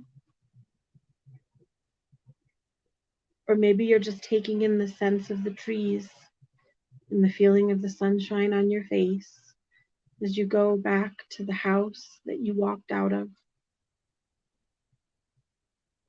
Walk through the door.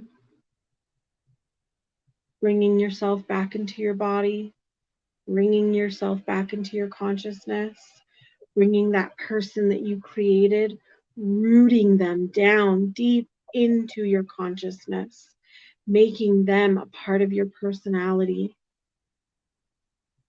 giving them space within your body to expand and grow.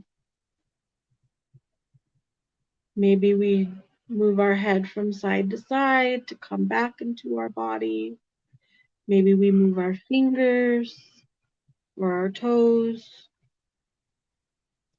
And slowly open your eyes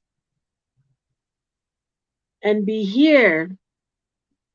Man, I'm sorry if I called. I heard I called everybody a little bitch, and that I just need you to know that that was not.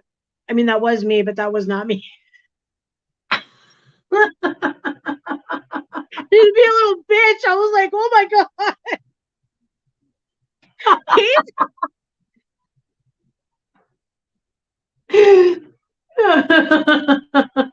I was not expecting that. As always, he leaves it. I laugh every time I work with Pan because if anything, he is the bare bones fucking truth of it all. Dear God, be a little bitch. All right, and I'm gonna kind of just lead through a little blessing to call in that light. I see you got your candle. If you have a candle, you can bring the candle in to help hold the energy, okay? And if you don't, you can just envision lighting a flame in your mind's eye and know that that also brings your energy in. I believe that we can still form this cosmic web of creation, and I think it begins in each of our consciousness. We can bring back this gravitational pull towards creation and move out of this kind of like age of darkness where we feel like we just kind of have to, you know, be in this mindset of almost Stockholm syndrome, beholden to the oppressors. Okay, so I'm looking for us to really activate our creative brain. So I got this candle already charged up, ready to go. The intention I'm holding with this is no mud, no lotus. I'm calling forward for the collective their empowerment to understand that though they have been feeling like they've been moving through quicksand and held back by all the stagnancy, all the choices of the past, all the karma that's coming back around for cleanup, though they may feel tired, though they may feel unmotivated, though they may feel stuck, though they may feel weary, I'm asking that the collective lights this flame now, this flame that they will light within them, within their hearts, this flame of passion, this flame of purpose that will light the way ahead to provide a single point of focus, acting as the manifestation of that great attractor energy, the light that will pull you forward into this place of creating a new web in your life of connectivity, the web of your dreams, the web of your vision, the web of creation that brings about unification, aligns you with your purpose and your passion, and that you have the strength and the courage to shine your light into the dark places, to rise up out of anything that has held you back, to move into the path of purpose, the path of heart, the path of growth that will ignite your passions and bring a whole new realm of being into existence, first within your own world, but then reverberating throughout that web of creation, that web of connectivity, bringing your light your passion, your voice, your contribution into the collective whole, helping us to step out of the darkness of ignorance, helping us to step out of the darkness of oppression, helping us to step out of the darkness of the past and into the light of the present moment, where the key to our transformation and the building of the light of the future lies now. Blessed be. Ashe. Amen. Blessed be, so mote it be.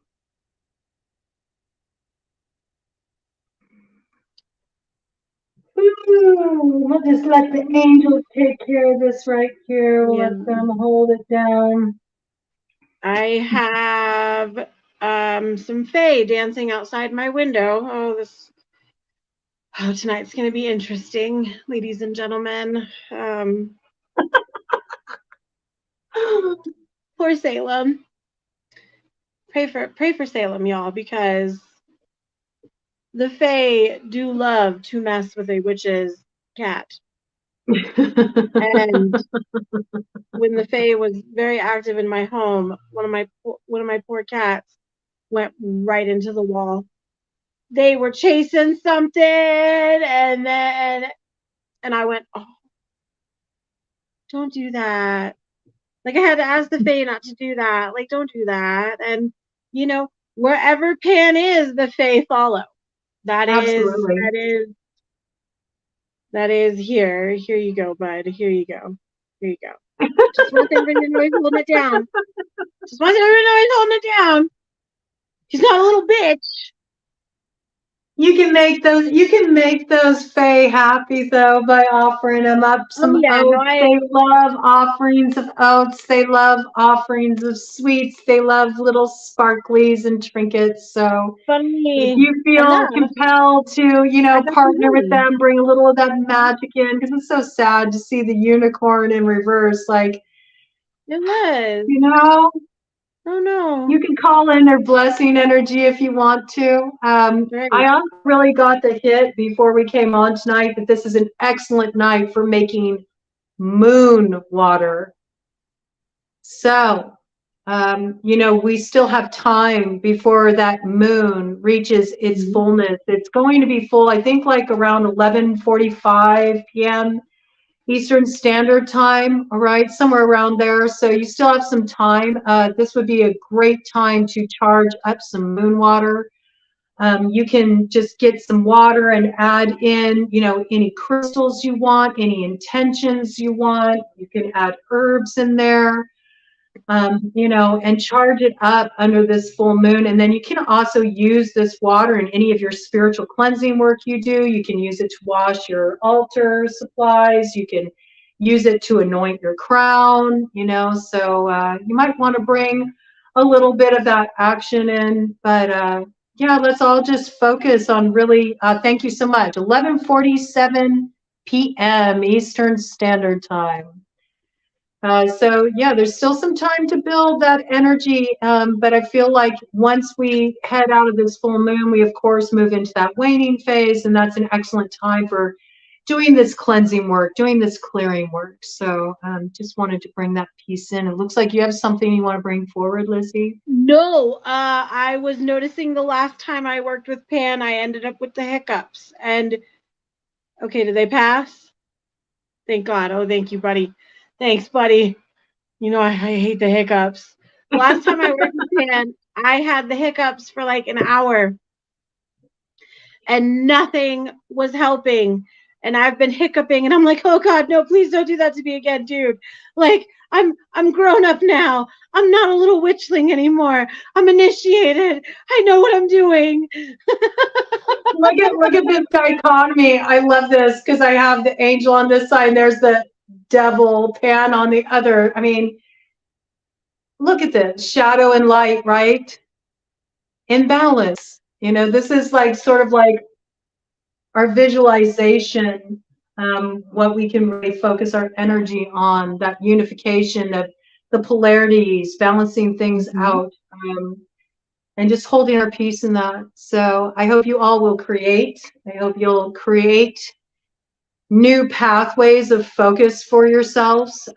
This energy on offer with this full moon can definitely bring that in if you work with the energy in that way. So use it to blaze a trail forward, dive into your wild self. And I'd love to hear down the road, like how it goes with the character mock-up you created. What was it like to try on this role for size? And yeah, you can work with the meditation that Lizzie provided at any point. Go back, maybe keep switching up your role. Don't let it be such a set, static thing. You know, you can switch it up. You know, just dive into the energy, play with it, and let's all make some magic happen, because we got to turn this ship around, because it looks like it's heading south. It looks like it's heading south, collective. So we gotta do what we can to, you know, bring this thing back into harbor. You know, have those avenues of creative manifestation open up for us, instead of blocking the channels and staying stuck in what's served its purpose. It's really time for us to shed the old and embrace the new. That's right. Quite a long journey. It always is, though. 3 hours, 30 minutes and some change. 3:30. So yeah, we got a lot of help on hand too. So despite that there is, you know, negativity out there, despite that there is karmic to settle, despite that we are moving through a heavy cycle, do know that there are people out there who are doing the work to rise up out of that energy. So connect with those people, you know, connect with those sources of nourishment, and let's see if we can turn this energy around. And it was so good to drop in with you, Lizzie. It was good to drop in with you too. Uh-oh. Are you blocked again? Yes. Yes. Oh, yeah. No. My bladder is like, you need to go to the bathroom. So you said something, and then it was like washed out of my head, because it was like, no, we need to go to the bathroom. You froze there for a minute too. You froze there for a minute too. That's funny. Okay. You are most welcome, Cody. Thank you for being here. Thank you for what you brought in. Thank you for coming. I appreciate everybody who showed up. And how can people find you? I do have a page. It's called Strega Lizzie's Broom Closet. I am trying to post. It's kind of turning into more of a bit of a blog than anything, and a echo chamber for my thoughts right now. And that's okay, because I know that my thoughts are not, I'm not alone in my thoughts right now, and with where we are. So, yeah, I get super political, so I just need y'all to be aware. You know, I am a queer person. We are very political people. We kind of have to be right now. No offense. Sorry, not sorry. Yeah, so that's reflected in a lot of the work and a lot of shit, the magic that I do. It reflects it as well. Aww. Hello, Jessica. You can always watch the replay. It will be up. Yeah. And Hummingbird, thank you. Thank you for showing up. And I love that Hummingbird medicine comes in at the end there, because it's all about recovering that sweetness and joy.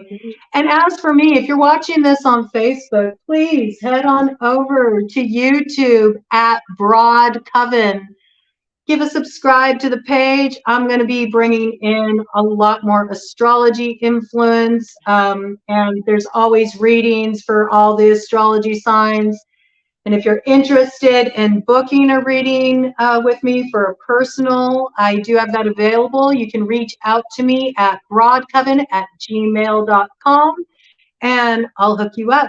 Thank you so much to all of you who showed up and participated. Appreciate you. Appreciate all of you who will catch the replay. It will remain up. You can drop in with it at any time you want. And go out there, make some magic happen. Don't let the heavy vibe get you down, man. You can turn this ship around. We can do it. If we all bring our energy together, we got what it takes, all right? Enjoy that full moon. Bye. Everybody.